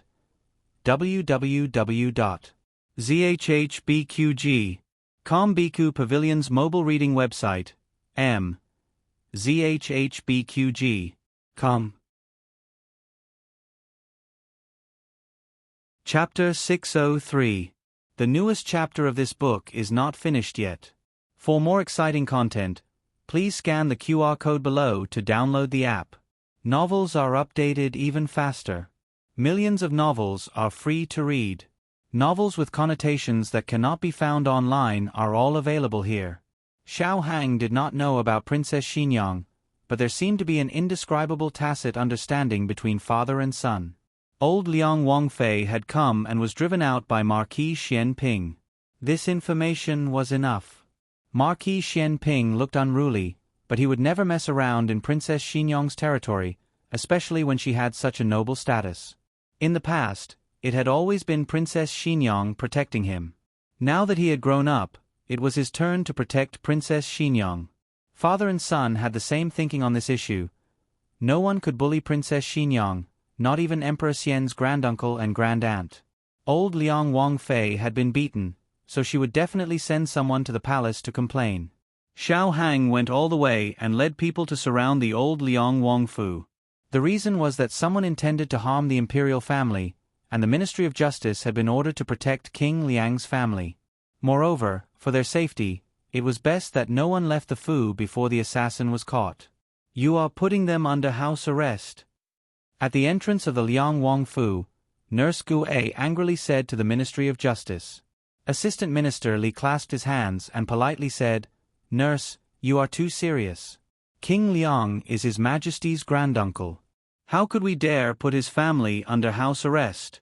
The Ministry of Justice received a report saying that old Liang Wangfei was attacked and injured on the way. "We are also thinking for the safety of old Liang Wangfei, Prince Consort, and the others." Nanny Gu-ei angrily said, "What assassin?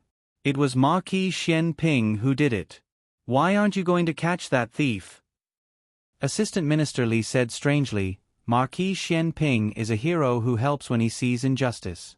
He was the one who chased away the assassin." "Nurse, are your eyes playing tricks on you?" Nurse Gu-ei was so angry that she was dumbfounded.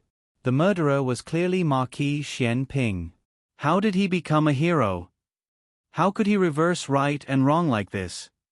Old Liang Wangfei naturally would not let it go. After all, she had grown up in the capital.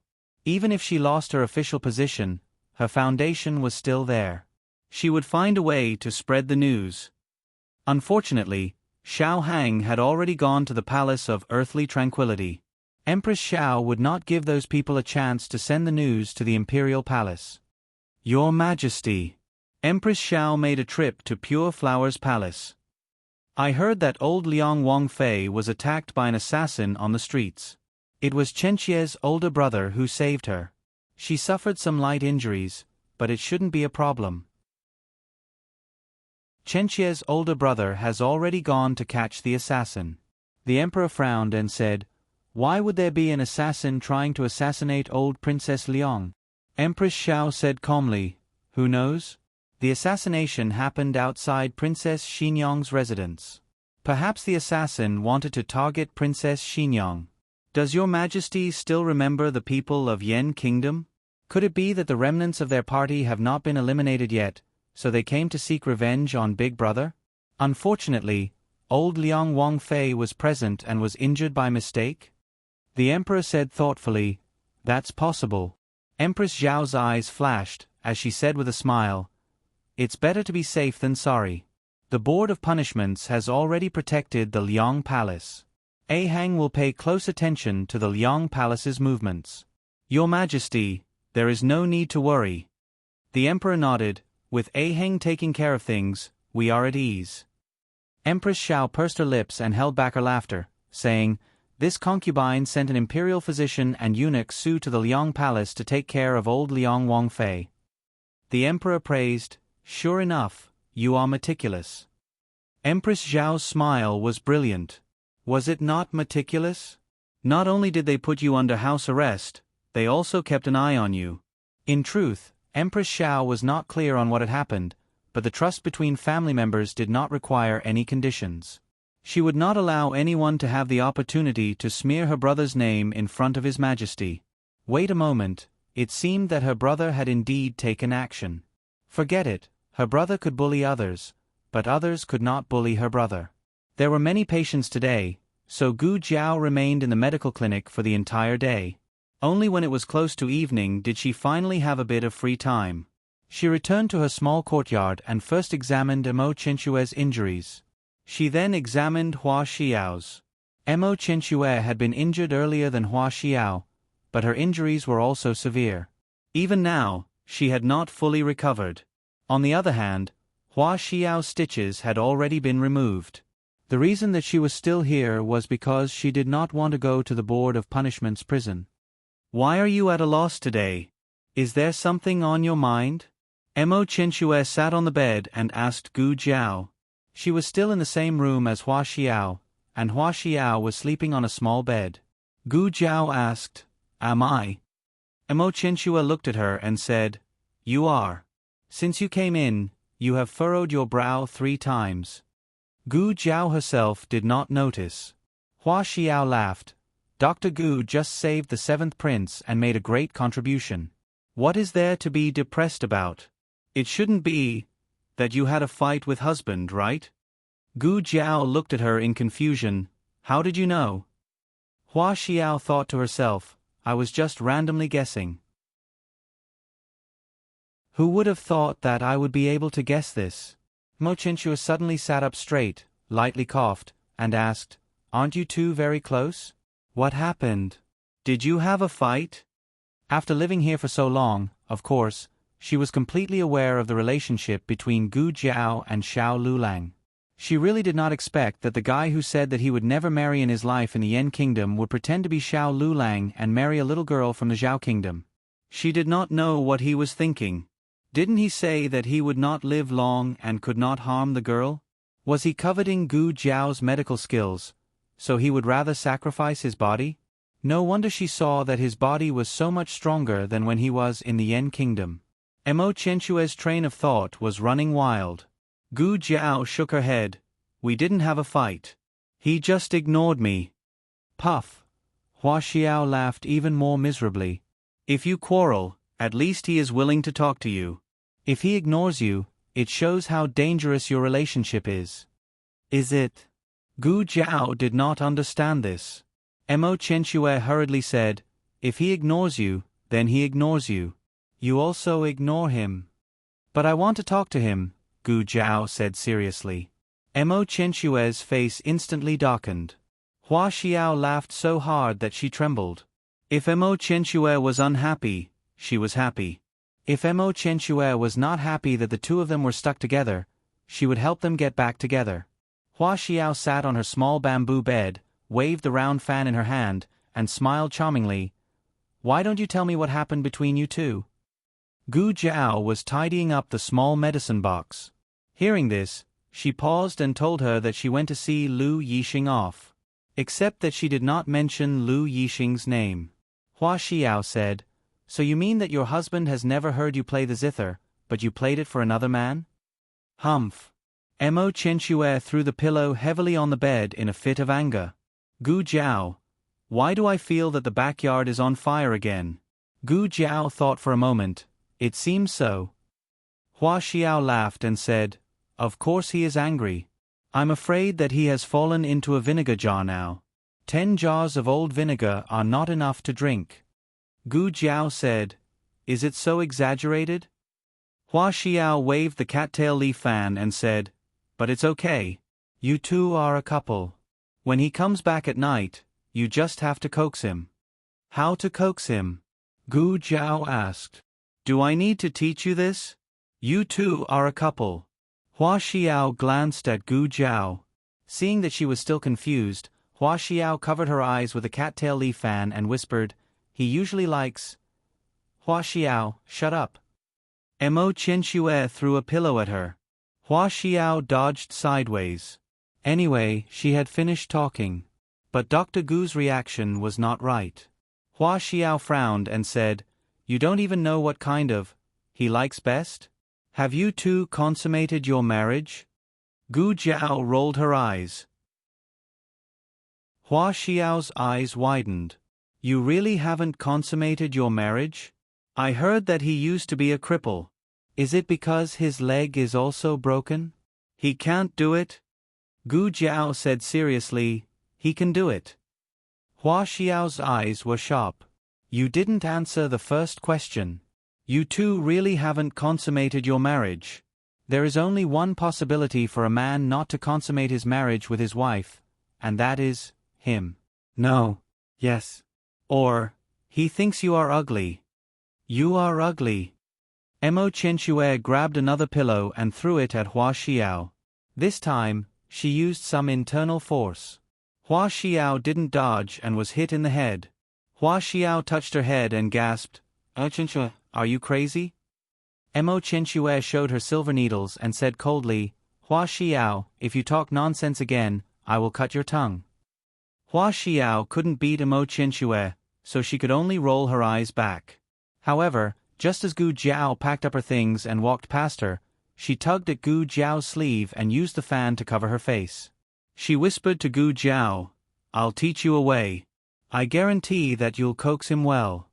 After dealing with old Princess Liang's affairs, Xiao Hang went to the Hanlin Academy. Recently, he had spent too much time in the Ministry of Justice and neglected the official business of the Hanlin Academy. He buried himself in work and didn't come out until the next day. He was a little depressed today and wanted to go out for a walk. As soon as he reached the door, he heard a familiar voice calling him, "Lu Lang." He turned around in surprise and saw Feng Lin jumping down from a carriage in high spirits. Feng Lin returned to Yuzhou with Lin Chengye before the new year. He was supposed to return to the Hanlin Academy at the beginning of the year, but it was said that there was an emergency at home, so he asked for an extra month's leave. Xiao Hang walked towards him, and Feng Lin also ran towards Xiao Hang. The two stopped on the bluestone path in front of the Hanlin Academy. Feng Lin patted Xiao Hang on the shoulder. "Long time no see, you have grown taller." "Have I?" Xiao Hang said. "You seem to be stronger too." "Of course." Feng Lin was in high spirits. Xiao Hang planned to walk alone, but since a friend came, it would be good to go out with him. "You came at the right time, I." Before he finished speaking, Feng Lin turned back and said to the carriage, "Wife, get off and meet Lu Lang. He is the new top scorer I told you about." Xiao Heng's expression froze. "Wife, Feng Lin is married?" "I asked for leave because of the marriage. I only found out why my parents wanted me to go back for the new year when I went back. They arranged a marriage for me." Feng Lin explained embarrassedly. A young woman came down from the carriage. Judging from her clothes, she seemed to be from a rich family, and her manners were decent.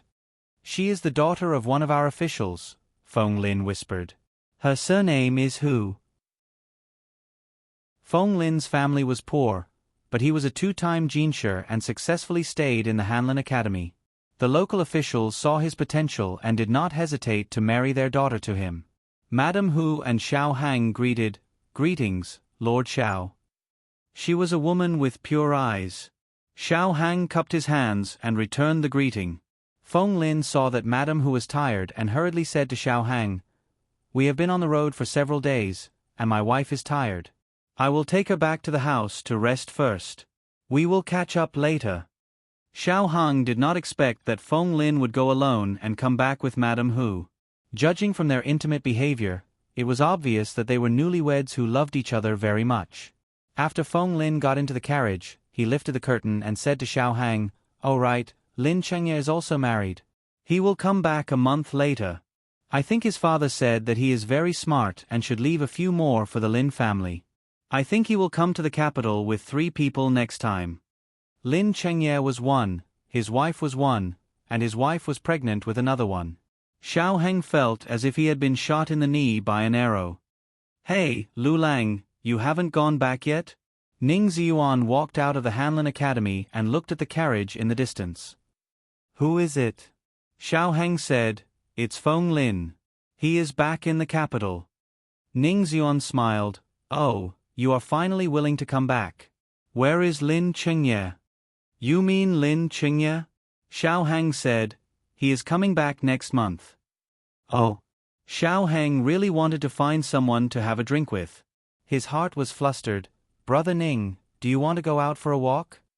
Ning Ziyuan should be fine. He had been married to his wife for many years, and their children were all grown up. An old married couple would not be as clingy as a young couple. Unexpectedly, Ning Ziyuan scratched his head and chuckled, "I am afraid I am not free today. My wife is pregnant. I have to go back and accompany her." Xiao Hang, who had eaten 3 bowls of dog food in a row.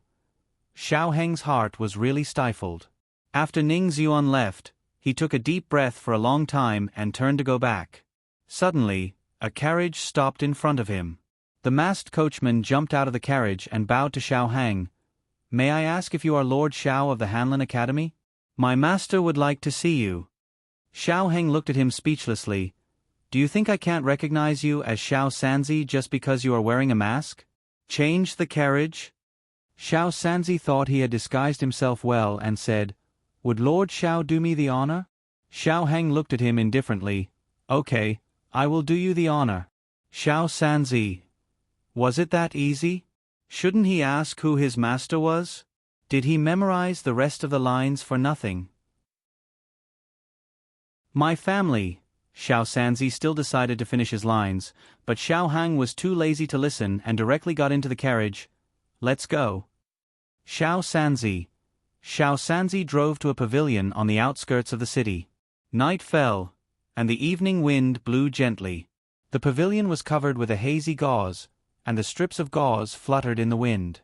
The lanterns hanging in the 4 corners of the pavilion emitted faint candlelight, and under the illumination of the candlelight, a graceful figure sat behind a stone table, a pair of slender jade hands gently stroking the guqin on the table. Xiao Sanzi tactfully left. Xiao Hang stared blankly at the faintly discernible figure behind the gauze and walked step by step toward the pavilion. It had to be said that this scene was too beautiful. The person was in the scenery, and the scenery was in the sound of the guqin. Every sound entered one's ears and tugged at one's heartstrings. Xiao Hang stood on the last step, and he would be able to enter the pavilion with one more step. His heartbeat suddenly sped up. But at this moment, a gentle breeze blew, and the gauze was blown to his feet, and he stepped on it. The gauze pulled on the ceiling, and the ceiling came crashing down on him. He was knocked unconscious on the spot. Gu Jiao. To be honest, the suspended ceiling was not heavy. The main material was the gauze and a few poles that hung the gauze, and only one of these poles was solid. But it was this solid pole that hit Xiao Hang. Gu Jiao face-bombed. "What kind of luck is this?" Xiao Hang woke up 15 minutes later. He sat on the stone bench and leaned on the stone table in the pavilion. The pavilion had been cleaned up, and even the Fushi guqin was gone. Gu Jiao sat in front of him obediently. Xiao Hang touched his aching head, looked around, and then looked at Gu Jiao. "You called me here just to kill me with a pole?" Gu Jiao said seriously, I don't need a pole to kill you. I only need one hand. Xiao Hang, Gu Jiao picked up a box from the ground and put it on the table. Let me show you something good. No one has seen this before. You are the first one. When Xiao Hang heard that he was the first one, his eyes flickered, but he still looked indifferent on the surface. I don't care. It's very fun. Gu Jiao said. She opened the box and took out a small bamboo tube. There was a strange thread at one end of the bamboo tube. She asked, Do you have a match? Xiao Hang took out a match and handed it to her. Gu Jiao took off the cap of the match and blew on it, igniting the thread at the end of the bamboo tube. Then she threw the bamboo tube, and there was a loud bang. The bamboo tube actually exploded. Xiao Hang was stunned. This is a firecracker? No, firecrackers were made of bamboo. The one just now clearly wasn't. The air was filled with the strong smell of black gunpowder. Gu Jiao's lips curved. This is a firecracker.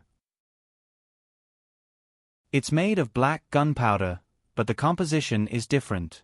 It won't explode and has to be ignited. Do you want to try? Xiao Heng's face was cold. What's there to try? Gu Jiao raised her eyebrows. Are you afraid that it will explode? Xiao Heng said seriously, How could I be afraid? Here. Gu Jiao took out a small bamboo tube and handed it to him. Xiao Heng's fingertips trembled, but he braced himself and took it. There's also a match. Gu Jiao said. Xiao Hang held the firecracker in one hand and the match in the other, his throat moving. Gu Jiao said, The fuse I made is very long. There's enough time to throw the firecrackers out. Xiao Heng didn't point. Gu Jiao came behind him and grabbed his stiff hands. Like this. Gu Jiao guided him to light the firecrackers. Quick, throw it out. Xiao Heng threw it out fiercely. Bang! The firecrackers exploded. Xiao Heng's eyes widened in an instant. Men had absolutely no resistance to firecrackers. Gu Jiao handed him another one. One, and one after another. A certain someone was having a lot of fun. When there was only one firecracker left, Xiao Hang was beside himself with joy. He lit the fuse and threw out the match. The latest chapter of this book is not finished yet. For more exciting content, please scan the QR code below to download the app. The novel will be updated even faster. Millions of novels can be read for free. There are all kinds of novels that can't be found online. https://www.zhbqg.com/89642/826/1082555807. HTML Genius memorized the website address www.zhhbqg.com. Biku Gu mobile reading website zhhbqg.com. Chapter 604. The latest chapter of this book is not finished yet. For more wonderful content, please scan the QR code below to download the app. The novel is more complete and updated faster. Millions of novels are free to read. There are novels with connotations that can't be found on the internet here. Men really don't care about age when they are childish. He deliberately threw out the fuse at the last second before it burned out. Gu Jiao really didn't have time to stop him. With the last song of the firecrackers tonight, Xiao Hang was blown up into a little black chicken. Xiao Hang had an afro and black smoke coming out of his mouth, as if he had been struck by lightning. Gu Jiao covered her eyes.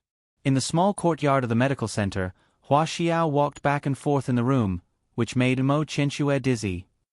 Hua Xiao, what are you doing? Mo Chenxue said impatiently. Hua Xiao waved her fan, looked at the courtyard outside the door, and said, I'm waiting for Dr. Gu's news. I've given her so many advice, I don't know how they are now. Mo Chenxue said angrily, You're really nosy. Hua Xiao smiled. How is this meddling in other people's business? Young Master is dead, Immortal Music House has been closed down, and I'm alone. The government is waiting for me to go to jail. Dr. Gu is my only thigh, so I have to hold on tight. Mo Chinchue said sarcastically. Oh, I wonder who was the one who swore to be loyal to young master and scolded me for having no conscience and biting the hand that feeds me. Hua Xiao was not angry and said with a smile, I'm not like you. I've never betrayed young master from beginning to end. It's just that he's gone, so I can't be buried with him. People still have to look forward. Mo Chinchue snorted coldly. You talk better than you sing. Hua Xiao rolled her eyes. I don't want to quarrel with you. I'm going to wait for Dr. Gu. However, Dr. Gu has prepared so many surprises for Lord Xiao. I think he must have been so happy with Lord Xiao that he forgot about home. Mo Chinchue wished she could find something to sew up Hua Xiao's mouth. Hey, I'm back. Hua Xiao saw a familiar figure flashing by the back door of the lobby from a distance. She lifted her skirt and trotted all the way with a round fan. Mo Chinchue couldn't help but stretch her neck to look outside. Hua Xiao entered the lobby, grabbed a medicine boy and asked, Where is Dr. Gu? I saw her just now. The medicine boy blushed when Hua Xiao grabbed his arm. Dr. Gu is in the consulting room in the east. Hua Xiao ignored him and walked into the consulting room where Gu Jiao was. Gu. She pushed open the door and choked on her words. This. Who is this little Cole in a wheelchair? Hubby, bear with it. It'll be better soon. Gu Jiao squatted down and finished bandaging Xiao Heng's injuries. His injuries were mainly on his left arm and left foot. His left arm had been injured by the firecrackers, and Gu Jiao had wrapped his arm like a mummy from his hand to his shoulder. As for his left leg, it was injured when he was hit by a wooden pole. Gu Jiao helped him up and put him on the stone bench. He was not walking at that time, so he did not notice it immediately. When he was about to go back to the carriage, he found that his foot was actually sprained. Then there were some scratches and bruises, so Gu Jiao bandaged it and made it stop. It was also a mummy's leg. Hua Xiao's body trembled.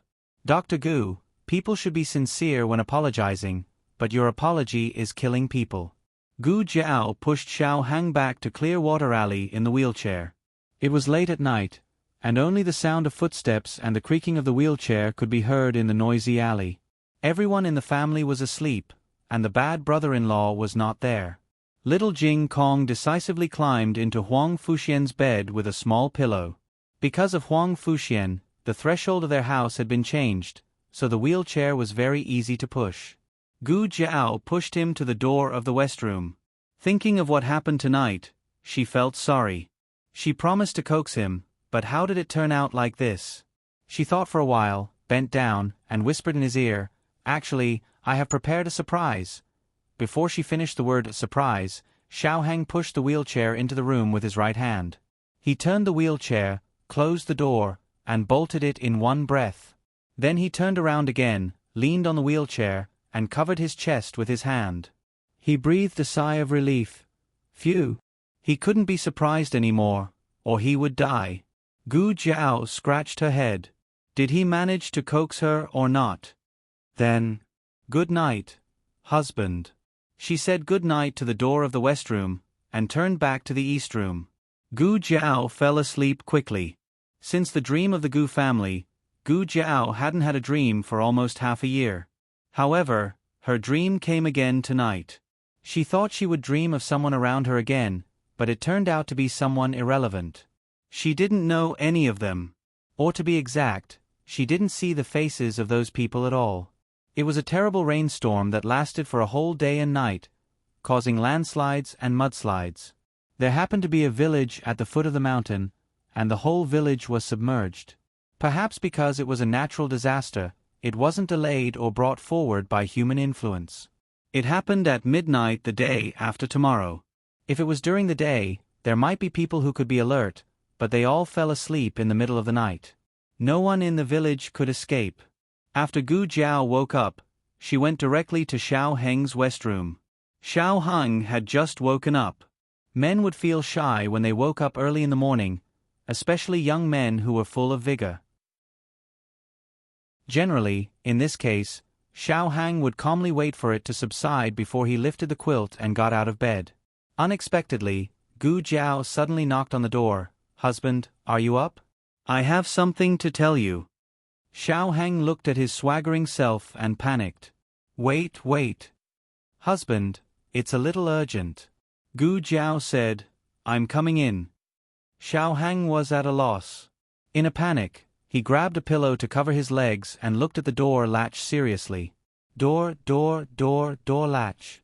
Did he have to open the door for her? Wouldn't that be? Xiao Hang looked at the door latch and the pillow covering it. If he got up, he would be exposed. If he didn't get up, he couldn't open the door for her. Click. The door latch fell off. Gu Jiao was confused. "I didn't do it on purpose." "She really didn't." Xiao Hang coughed softly and secretly turned his face. He whispered, "I almost forgot how good she is. I was actually worried that she couldn't open the door." Gu Jiao stepped in and looked at him by the bed. "How's your injury? Do you feel any pain or discomfort anywhere?" Xiao Hang pressed down on the pillow on his lap without a trace and said seriously, No. By the way, what did you say was urgent?" Gu Jiao said bluntly, "It's going to rain heavily in Pingyue Prefecture City. It's very likely that it will cause landslides and mudslides. When that happens, the nearby villages will be in danger. Pingyue Prefecture City is 100 miles away. How do you know that it's going to rain heavily?" Xiao Hang knew that she knew how to observe the weather, but she couldn't observe it so far away. Gu Jiao thought for a while and said, "Would you believe me if I said that I saw it in a dream?" Xiao Hang was speechless. Gu Jiao took out a map of Zhao country and pointed at the place where the natural disaster happened. "It's here." Xiao Hang frowned. He thought for a while and nodded. "I know. I'll go to the palace and report to His Majesty. I'll ask him to send people to evacuate the villages as soon as possible."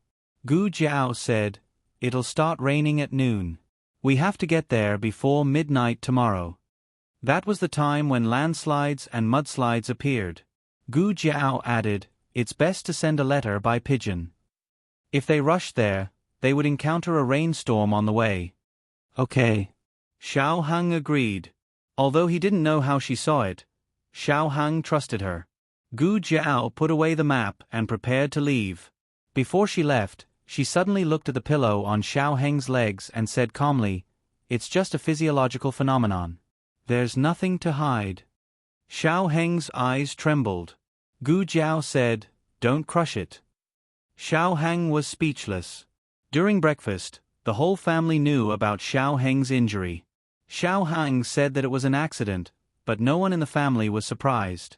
After all, it wasn't the first time he was unlucky. Recently, they had been wondering why Xiao Heng hadn't been unlucky for a long time. Did his luck change? Everyone looked at him and nodded. That's right. He was still the familiar Lu Lang. After breakfast, Xiao Heng sat in Lu Quan's carriage and entered the palace. Halfway there, he met Eugene, who was going out to buy things. Eugene didn't know that Xiao Heng had an urgent matter to attend to. After she recognized Lu Quan, she called out to Xiao Heng's carriage. "Young Marquis." Two carriages stopped on the street in different directions. Eugene lifted the curtain and said to Xiao Heng, "Is it worth it to go to work so early? What happened to your arm? And your leg?" Xiao Heng's arm and leg were wrapped in thick cloth. Xiao Heng didn't care and said, "I'm fine. I just fell. I have something to report to His Majesty."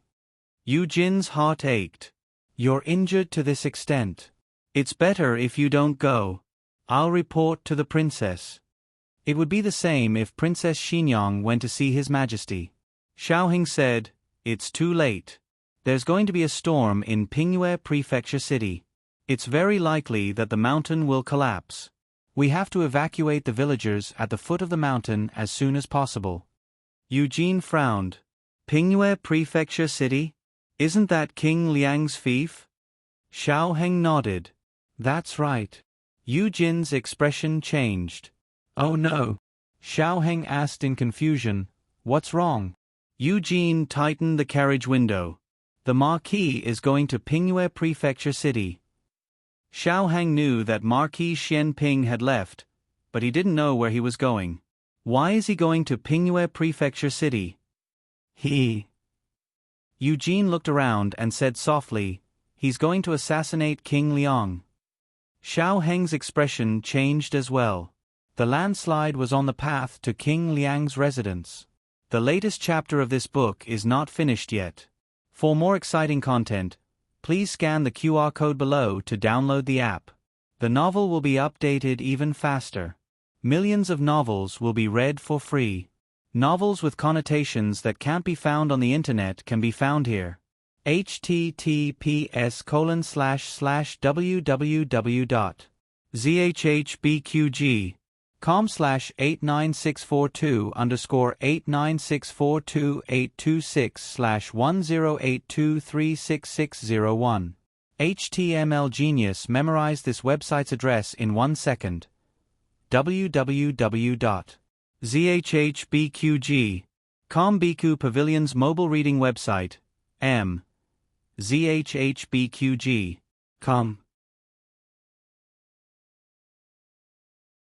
Chapter 605. The newest chapter of this book is not finished yet. For more exciting content, please scan the QR code below to download the app. Novels are updated at a faster rate. Millions of novels are free to read. Novels with content that can't be found online are all available here. Princess. Bad news. Vermilion Bird Avenue. Yujin got off the carriage, lifted her skirt, and ran straight for Princess Xinyong's room. Princess Xinyong was sitting by the window, practicing her calligraphy. She had gotten over her emotions much faster this time. After just a day, she was already able to calmly do her own things. As she practiced, she asked softly, "It's so early in the morning. Why are you so flustered? This isn't like you." Eugene was suddenly hesitant. Should she tell the princess about this? She followed the princess, and the princess was her master. Marquis Xian Ping was just a stranger working with the princess. But no matter what, the Marquis had gone to assassinate King Liang for the princess' sake. If something happened to the Marquis, the princess would feel a bit guilty, right? Princess Xinyong asked, "What happened? Did someone from your family come looking for you again?" Yujin was a favorite of Princess Xinyong's. Her family wasn't very reliable, and would come looking for Yujin from time to time. Yujin steeled her heart and said, "It's not about Yujin's family. It's about the Marquis. Something happened to the Marquis." Princess Xinyong's hand paused. She asked calmly, "What happened to him?" Yujin said anxiously, "Didn't the Marquis go to King Liang's fief? I ran into the young Marquis just now. The young Marquis said that a natural disaster is about to befall King Liang's fief, and that it will happen on the Marquis's path." With a swoosh, Princess Xinyong's brush drew a long line on the paper. On the street, Lu Quan glanced at the curtain of the carriage. He had heard everything that Yujin and Xiao Hang had said just now. Marquis Xian Ping was an unruly person, but he was actually so daring as to even kill the previous emperor's granduncle. This surprised Lu Quan. To be honest, he was curious about the reason behind this, but now wasn't the time to satisfy his curiosity. "Lu Lang, what do we do now?" Even though he already knew his identity as the young Marquis, he was still used to calling him Lu Lang. What to do? This was a huge problem for Xiao Heng. The journey to King Liang's fief was 50 kilometers long, and Marquis Xian Ping had already set out last night. Judging by his speed, if he wasn't stopped as soon as possible, he would run into a landslide or a mudslide. Every minute of delay was dangerous. In particular, the messenger pigeons could not reach him at all. That was used to save the villagers. There were pigeons flying back and forth between the various relay stations. Although there was a certain error rate, such as the carrier pigeons being killed or eaten by birds of prey on the way, this seemed to be the fastest and most convenient method at the moment. It was also inconvenient for pigeons to fly in a rainstorm. Thus, they had to arrive at the relay station before the rainstorm. They also had to leave enough time to inform the magistrate, as well as let the magistrate lead the troops to the villagers. On one side was Marquis Xian Ping, and on the other side were the villagers. Lu Quan could not enter the palace. If Lu Quan turned back to look for Gu Jiao, and then had Gu Jiao enter the palace to inform the emperor, they would be delayed for at least an hour. Moreover, he wasn't sure if Gu Jiao was at home. Perhaps she had gone to the clinic, or perhaps she had gone to a house call. Entering the palace was the fastest way to save the villagers, but this would delay his search for Marquis Xian Ping. He had to make a choice between his own father and the hundreds of villagers he had no blood relatives with. Lu Lang. Lu Quan called out. Xiao Hang clenched his fists so tightly that they were trembling slightly. Enter the palace. There were less than 4 hours left before the rain. The carrier pigeons had to reach the relay station in Pingyue Prefecture City before then. In Pure Flower's palace, the emperor met with Xiao Hang. How did you know that it was going to rain in Pingyue Prefecture City? The emperor asked doubtfully. Xiao Hang didn't know how Gu Jiao was able to observe the weather from 100 li away, so he naturally wouldn't tell the emperor. Moreover, this wasn't the time to investigate Gu Jiao's abilities. The most important thing was to save the villagers who might be buried in the landslide. Xiao Hang said, I met a merchant who came from Pingyue Prefecture City. He said that Pingyue Prefecture City has been particularly stuffy these past 2 days. The sky is gloomy, as if it's going to rain. He also said that when he passed by the official road near Creek Village, he was almost hit by a rock that slid down the slope. I read in the books of Hanlin Academy that this is a sign that the mountain is loosening. If it's really raining, it will definitely cause a landslide. When that happens, the villagers at the foot of the mountain will be in trouble. Fortunately, he had studied a lot of geography in Hanlin Academy. Otherwise, he wouldn't have been able to come up with such a reasonable explanation. Seeing that the emperor was deep in thought, Xiao Hang said seriously, Your Majesty, it's better to believe that there are more than 100 lives in Creek Village than not. The emperor's expression turned serious. If your deduction is true, then the war and natural disasters that have plagued the Zhao nation for the past year, are these warnings from the heavens? Xiao Hang hurriedly said, Your Majesty, saving people is more important. The emperor sighed. I understand. We will send people to Pingyue Prefecture City right away. Xiao Hang said seriously, I'm afraid that they won't be able to make it in time. Your Majesty, why don't we prepare for both eventualities? We'll send a carrier pigeon first. The emperor accepted Xiao Heng's suggestion and called Eunuch He over, ordering him to do it immediately. After leaving Pure Flower's palace, Xiao Hang sat in his family's carriage. He then asked Lu Quan, Uncle Lu, have you changed the horses that I asked you to? I've changed them. They're all the fastest war horses in the Imperial Guard, but...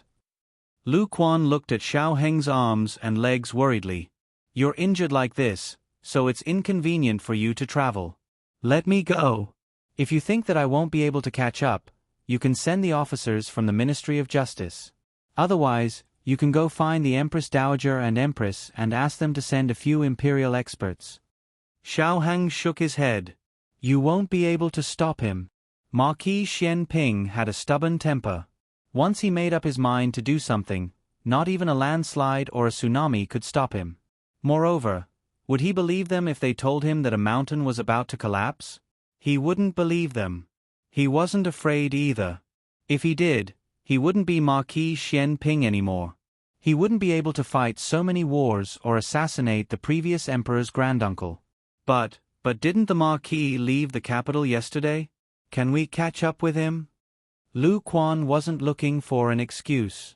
He wanted to go alone and let Xiao Hang stay behind. Xiao Hang took out the map with his right hand and looked at the route on it. The mountain path is rugged. Even with his mount, he can only travel 60 li a day at most. He'll have covered half of the distance by noon today and will enter Pingyue Prefecture's jurisdiction. However, there will be a rainstorm later, which will greatly slow him down.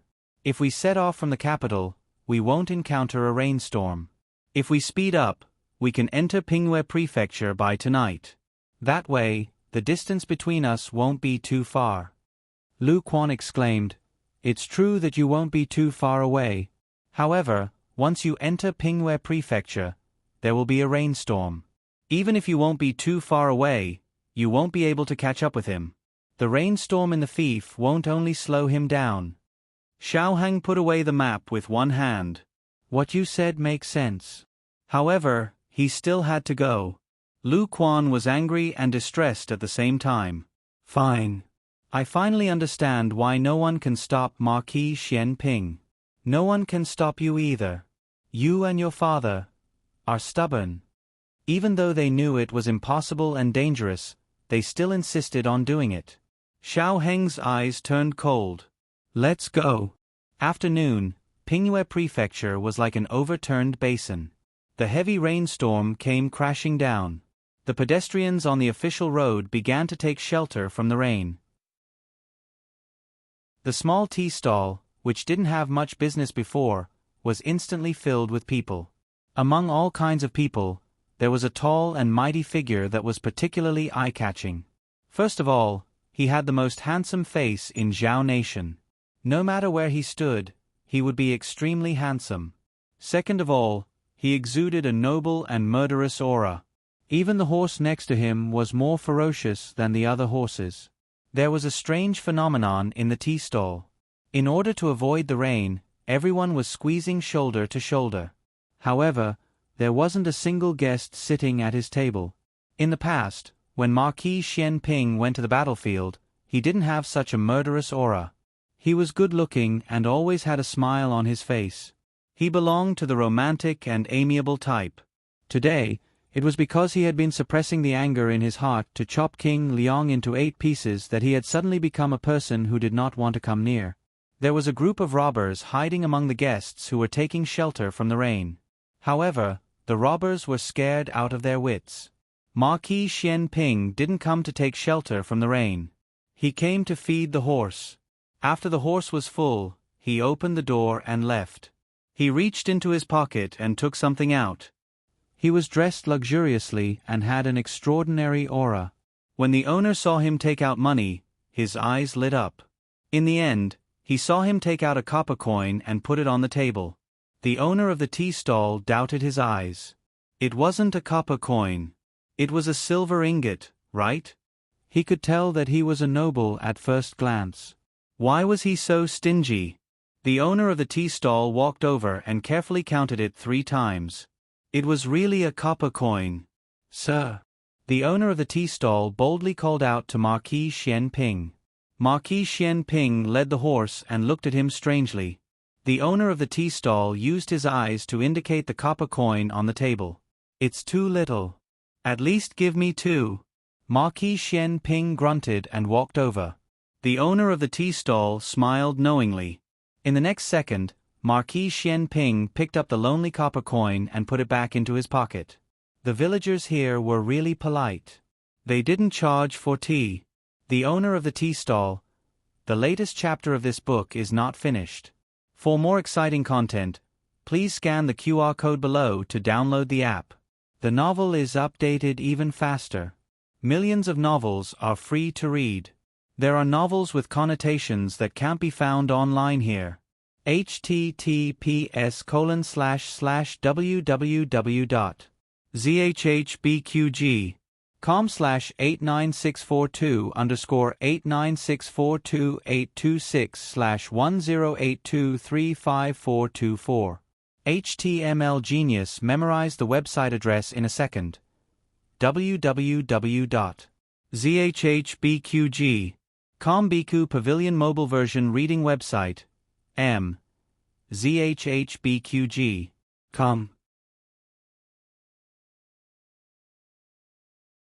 Chapter 606. The latest chapter of this book is not finished yet. For more exciting content, please scan the QR code below to download the app. Novels are updated even faster. Millions of novels are free to read. Novels with content that can't be found online are all available here. Marquis Xian Ping left the tea shed and was still sighing. The villagers here were so enthusiastic that they didn't even charge for tea. The owner of the tea shed had been here for 7 or 8 years, but this was the first time he had seen such stingy customers. It was simply too much. The torrential rain showed no signs of abating. Traveling in this kind of rain was very dangerous and inconvenient. Of course, that was for other people. Marquis Xian Ping was a general. He had experienced much worse weather on the battlefield, so he wouldn't be easily stopped in the middle of the road. Marquis Xian Ping was wearing a thick straw raincoat and a bamboo hat as he rode on his tall horse. He patted the horse's head and looked at the torrential rain.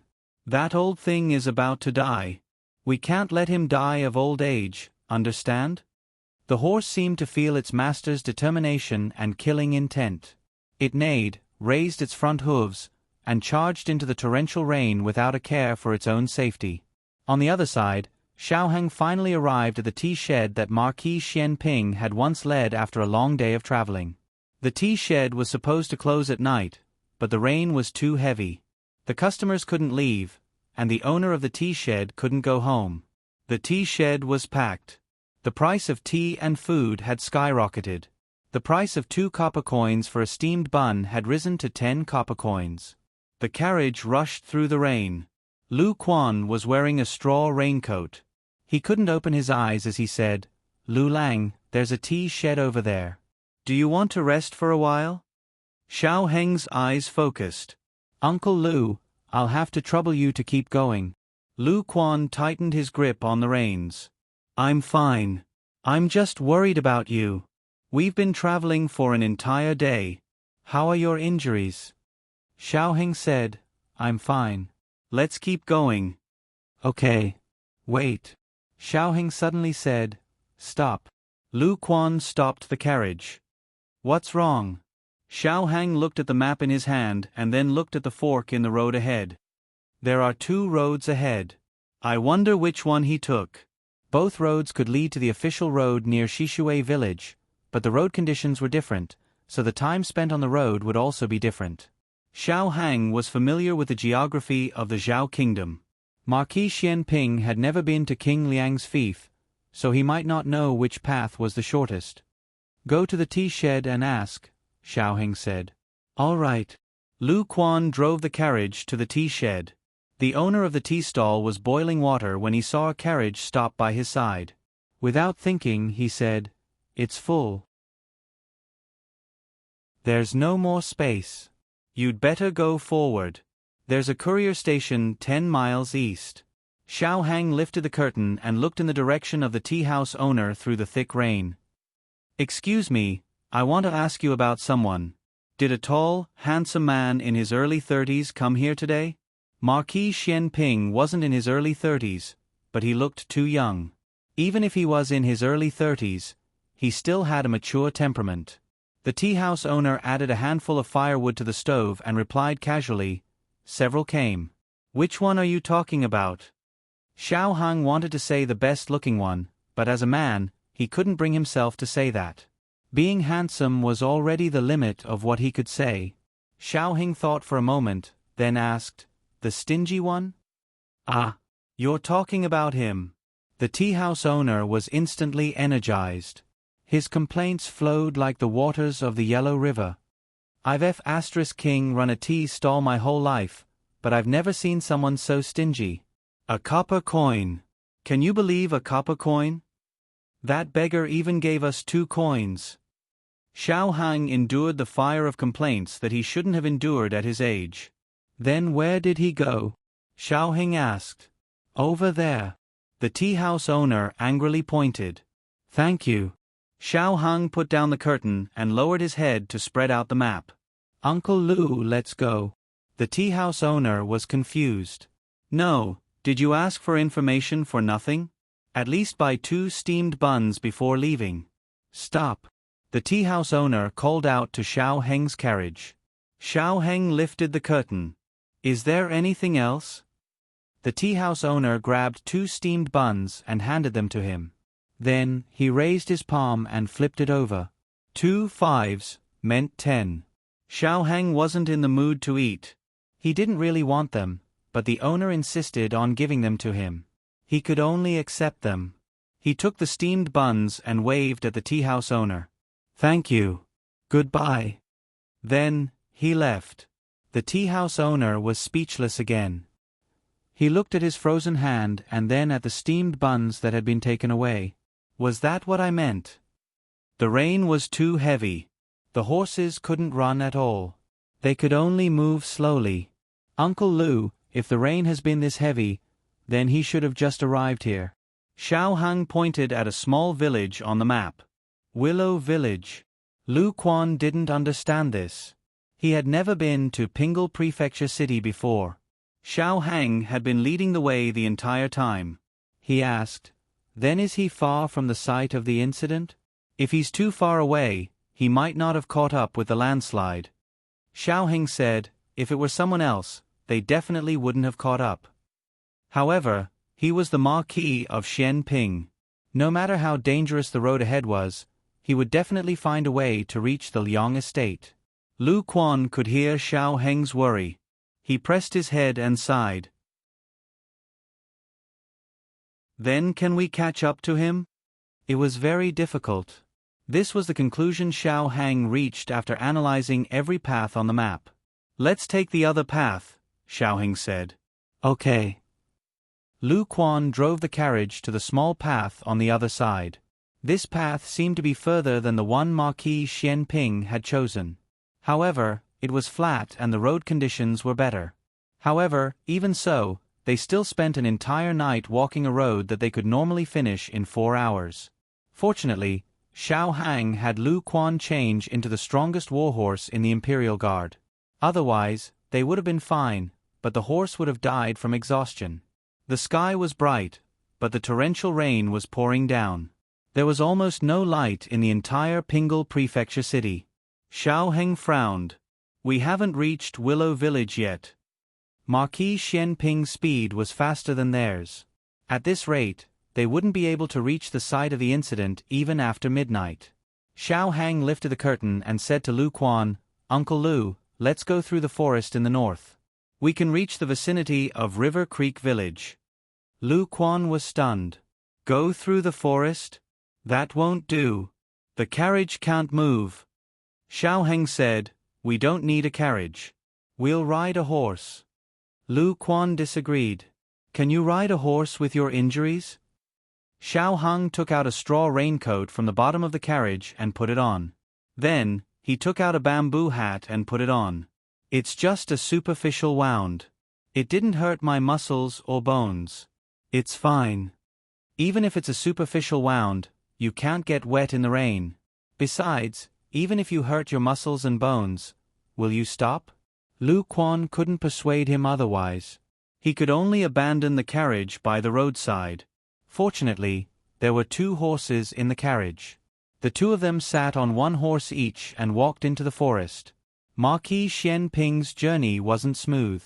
He had chosen the shortcut according to the map, but he encountered many problems. Marquis Xianping looked at the wooden bridge that was destroyed by the torrential rain and felt a toothache. There wasn't a shallow stream below, but a surging river. Marquis Xianping patted the horse's head and looked at the broken bridge with a determined expression. He turned around and walked back. After about 50 steps, he stopped and turned around again. His eyes became sharp. "Giddy up." The horse raised its hooves and began to gallop. As they approached the broken bridge, Marquis Xianping's legs clamped down on the horse's belly and fiercely pulled on the reins. Facing the surging torrent, the horse didn't retreat. Instead, it followed its master's orders and leaped over the broken bridge. Good. After landing, Marquis Xianping patted it. "Let's go." After passing through the village, they would reach the official road that led directly to the Liang estate. "Old Liang Wang, your time of death has come." Lu Lang. Slow down a bit. After falling down so many times, Lu Quan was almost out of strength. In their current situation, even the horses weren't willing to move. They could only lead the horses forward with great difficulty. "Look, we're here." Xiao Heng pointed at the village in the torrential rain. "That's Creek Village." "Is there?" The sky was too dark and the rain was too heavy. Lu Quan's oil lamp couldn't illuminate much. They had been walking since morning, so he didn't know what time it was. He only knew that he really couldn't walk anymore. "It should be almost midnight." Xiao Hang panted as he said, "Don't go over." Just wait for me here. That won't do. That won't do. Lu Quan sat on the ground. Xiao Heng took the oil lamp from his hand. He didn't lead the horse and walked towards the village. Lu Lang. Lu Quan didn't even have the strength to call out. The villagers in the village had already been evacuated. All the poultry that could be taken away had also been taken away. The village was empty except for his lonely figure. He passed through the village. When he reached the village entrance, he heard the sound of horse hooves approaching on the official road. It's him. It's Marquis Xian Ping. Xiao Hang was too far from the official road. In the time it took to rush over, the horse was already far away. He had no choice but to walk forward in the rain while shouting, "Stop! Stop!" The sound of the torrential rain blocked out all other sounds. Even the sound of the horse hooves was weakened, let alone the sound of a distant person. But Marquis Xian Ping could still faintly hear a bit. It wasn't too clear. Was someone talking? Was someone calling him? It sounded like his son's voice. Then Marquis Xian Ping smiled. His son was in the capital, so how could he come here? He must have heard wrong. "Ja!" he shouted. Xiao Hang stared blankly as a man and a horse passed by on the official road in front of him. He felt as if his breath was being choked. Marquis Xian Ping saw the oil lamp in his hand, but Marquis Xian Ping didn't stop. He wouldn't stop for a stranger on the side of the road. Xiao Hang looked at the crumbling mountain range. The mountain rocks were already falling down. He could almost hear the sound of the mountain collapsing. He looked at the tall figure that was recklessly rushing towards the mountain range. A voice in his heart broke through the heavy shackles. "Father, digression, I dreamed that I gave you the third watch. After I woke up, I thought about it. The dream of getting rich overnight can't come true, but giving you the third watch is still possible." The latest chapter of this book is not finished yet. For more exciting content, please scan the QR code below to download the app. Novels are updated faster. Millions of novels are free to read. Novels with connotations that can't be found online are all available here. https://www.zhbqg.com/89642_826/1082293331. HTML Genius remembers this site's address in a second. www.zhbqg.com Biku Gu mobile reading website, m. zhbqg.com.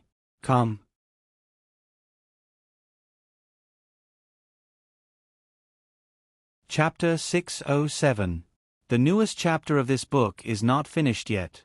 For more exciting content, please scan the QR code below to download the app. Novels are updated even faster. Millions of novels are free to read. Novels with content that can't be found online are all here. His voice was drowned out by the dense rainstorm. No matter how he called out, Marquis Xian Ping's figure disappeared into the curtain of rain. Xiao Heng's strength was finally exhausted at this moment. He fell into a puddle on the side of the official road. The torrential rain poured down, mercilessly hitting his back. He tightly gripped a stone on the side of the road. The rain was icy cold, but when it fell into his eyes, it became boiling hot. In the end, he couldn't stop him. He still left. It turned out that there were some people and some things that, once missed, would never have another chance. It wasn't that he didn't cherish his son, but rather that his son didn't cherish his father. He would never have another chance to call him father again. "What did you just call me?" A familiar voice suddenly sounded above his head. Xiao Heng's body trembled. He thought he had heard wrong, but he still raised his head in a daze. He saw Marquis Xian Ping wearing a straw raincoat and a bamboo hat, riding a tall steed that had once accompanied him on expeditions. Marquis Xian Ping looked at him from the horse and asked again, "What did you just call me?" Xiao Hang raised his hand that was tightly pressed into the puddle. His heart sunk, and his feelings of grief and regret suddenly stopped. He turned his face and snorted, No. Nothing. If it's nothing, then I'm leaving.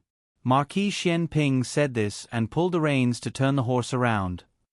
Father. Xiao Hang said through gritted teeth. Marquis Xian Ping's lips hooked. He turned the horse around naughtily and looked smugly at his son. You chased me for several hundred li just to call me father. It's 113 li. It wasn't several hundred li. Xiao Hang corrected him strictly and angrily. Marquis Xian Ping's smile was a bit annoying. He leaned over and reached out a hand to Xiao Hang.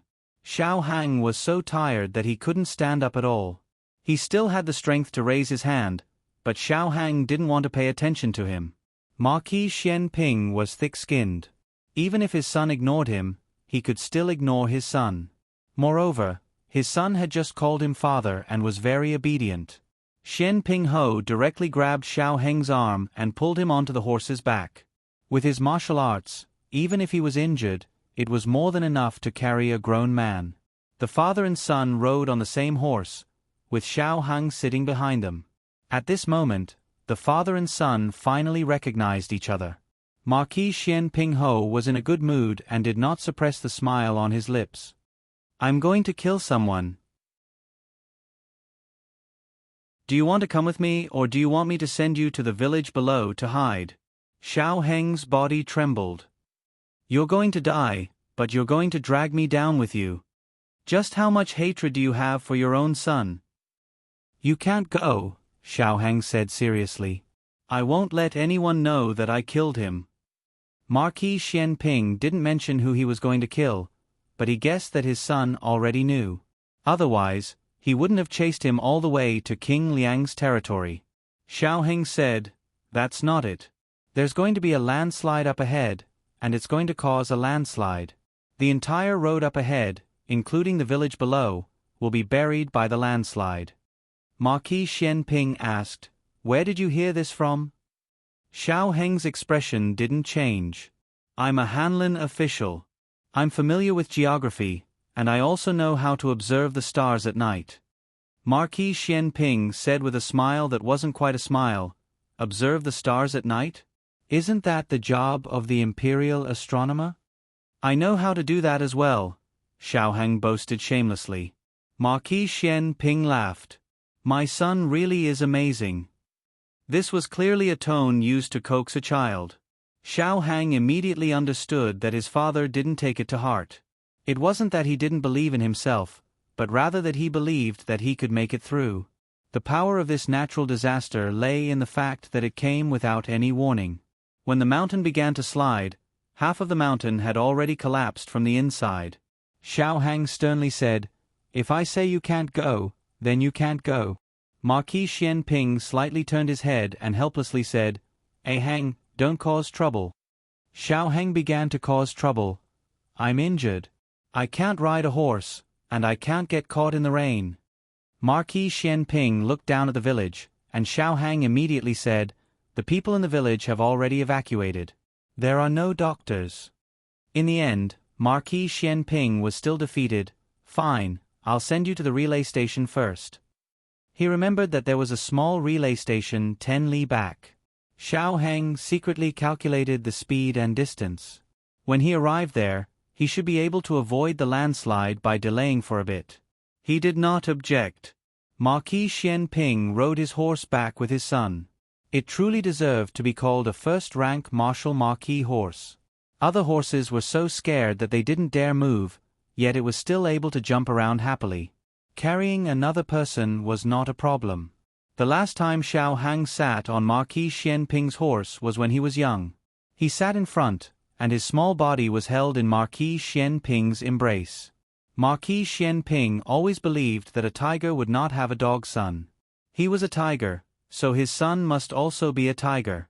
That horse was taller than a person. The pitiful Xiao Heng's first time riding a horse was so bumpy that he began to doubt life and began to cry loudly. It was Princess Xianyang who arrived in time to save Xiao Heng from the horse. From that moment on, Xiao Heng no longer dared to ride a horse. When did you learn to ride a horse? Those few years when you were a commoner? Marquis Xian Ping asked. This was the first time that father and son had seriously brought up the matters of those years. Marquis Xianping had asked before, but Xiao Hang had never given him a response. Tonight, he responded, I learned from eldest brother. Marquis Xianping said, Your eldest brother. Speaking to this point, he paused. Xiao Hang quietly said, His name is Xiao Su. Marquis Xianping frowned. Isn't his surname Cheng? His name is Cheng. Godan. Godan is his nickname. Xiao Hang said, Eldest brother changed his surname. Chen Yun's mother changed it. After Chang Su's father died, the Cheng family came to take Chang Su to his eldest uncle's family to raise. His eldest uncle's family had no son. Chen Yun's mother was reluctant, and Cheng Su was also unwilling to leave his mother, so the family broke off all ties. After the horse had traveled for a while, Marquis Xianping suddenly said, What happened that year? I'm sorry. Marquis Xianping was a thick-skinned ancestor, but that didn't mean that he could say anything casually. There was an awkward side to his temperament, but ordinary things couldn't trigger his awkwardness. Xiaoheng didn't ask him whether the year he spoke of referred to the year he was born or the year Xiao Lulang met with his accident. Some windows could be poked through, but there were some that didn't need to be poked through. It was fine as long as they both understood. Marquis Xianping said, Hold on tight. I'm going to speed up. Don't fall. I won't. Before Xiao Hang could finish his sentence, Marquis Xianping suddenly clamped down on the horse's belly. The horse understood and quickly rushed forward. Xiao Hang suddenly fell back and was almost thrown out. He almost instinctively hugged Marquis Xianping's waist. In a place where Xiao Hang couldn't see, Marquis Xianping raised an eyebrow and smiled. Wait. His smile suddenly disappeared. He pulled on the reins and the horse smartly stopped. What's wrong? Xiao Heng asked. Did you hear that? Marquis Xianping asked with a frown. What did I hear? Xiao Heng's voice suddenly stopped. It seems like a baby is crying. Marquis Xianping turned his head to look. In that village. Hadn't the village been evacuated? He hadn't heard the crying when he had rushed over. There is a child. Marquis Xianping listened for a while and confirmed that he hadn't heard wrong. You go first. He turned and dismounted. When he went on the official road, he didn't care about natural disasters. But when it came to his son, he believed in the power of natural disasters. It's faster to ride a horse. Xiao Heng said. Is there still time? Marquis Xianping asked. If we find it quickly, there is. Xiao Heng said. Good, sit tight. Marquis Xianping's eyes turned cold. He pulled on the reins and changed direction, galloping towards the village below. Who would have thought that when the two entered the village, the crying would stop? Xiao Hang said with a serious expression, That child must be tired from crying. He cried for a while and then stopped.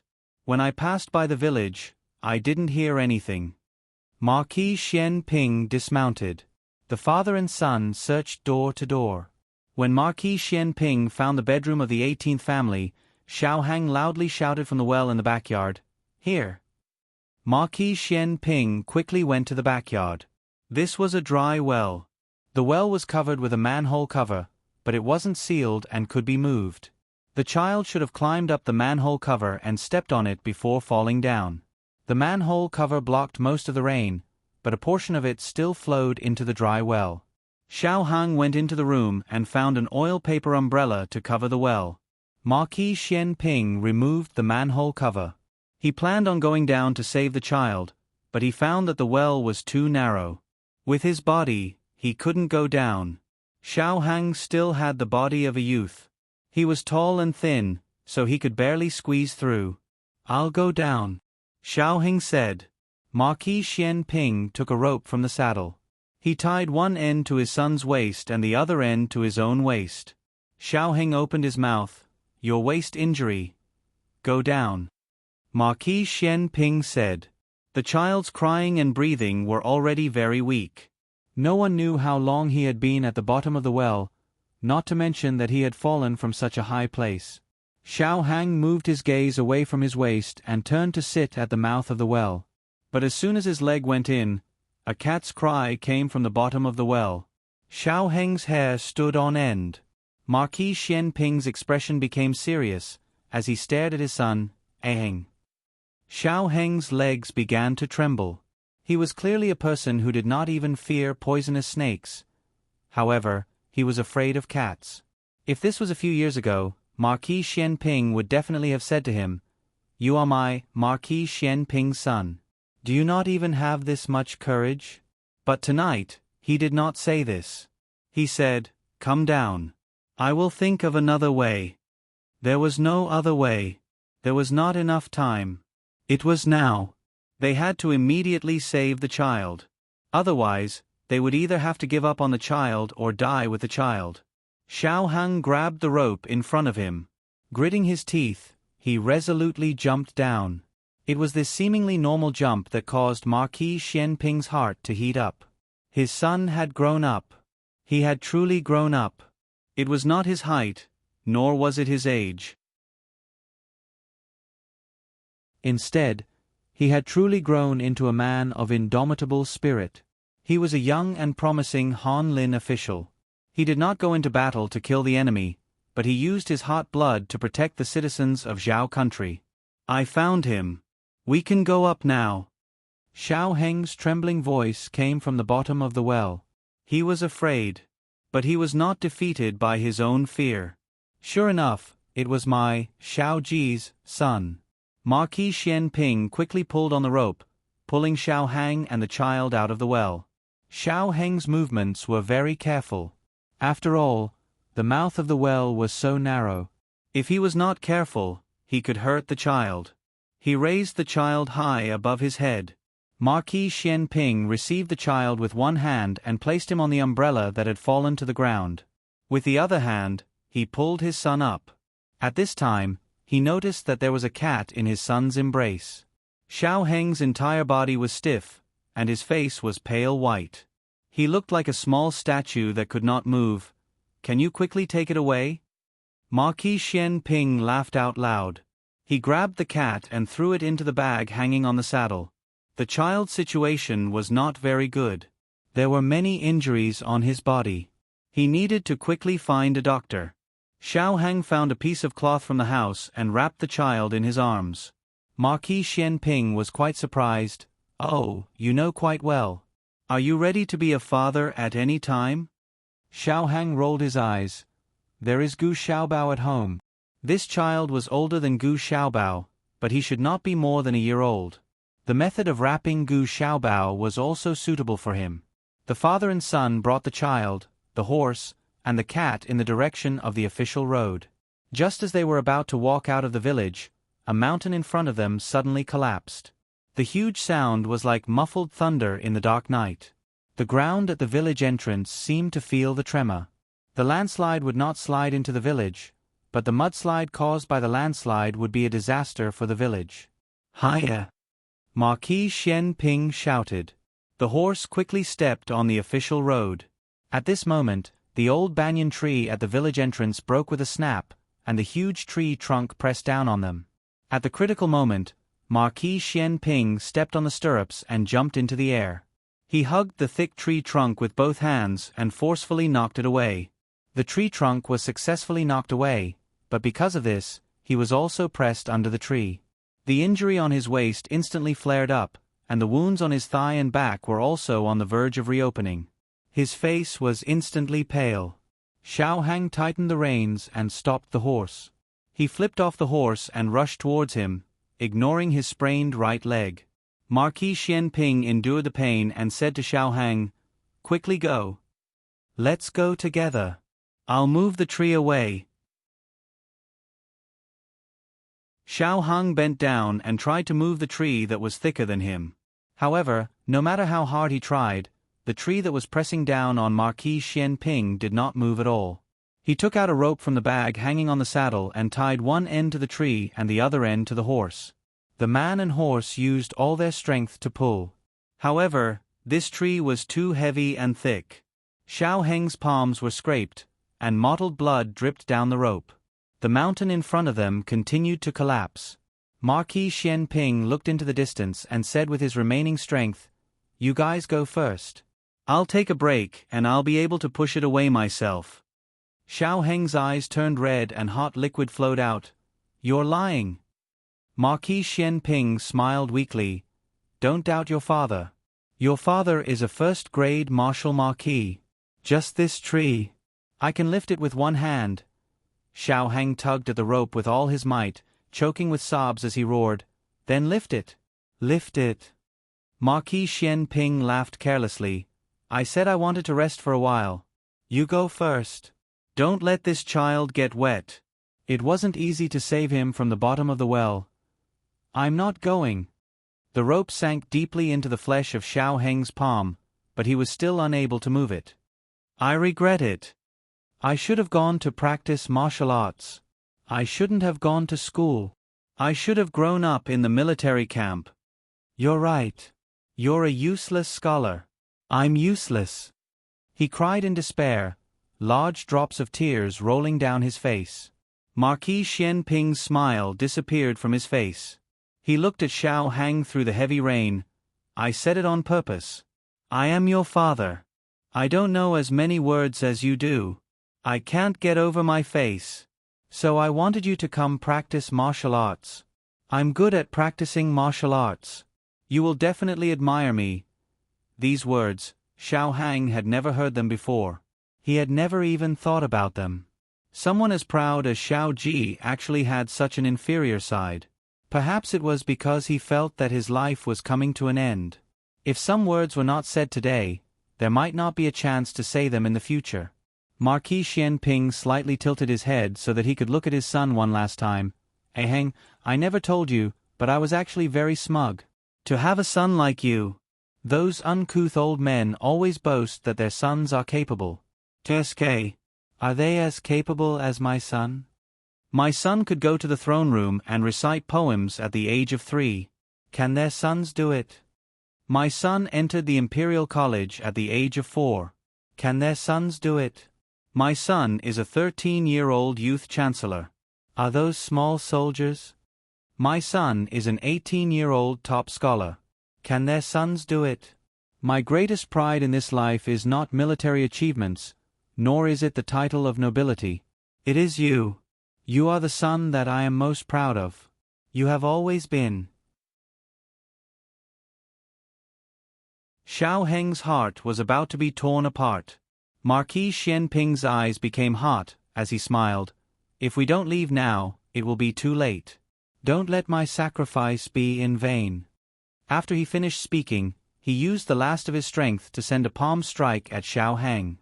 Xiao Heng was sent onto the back of a horse by his internal strength. Marquis Xian Ping said to his horse, "Take him away." With a loud boom, the last part of the mountain slope collapsed, and a mudslide came from behind.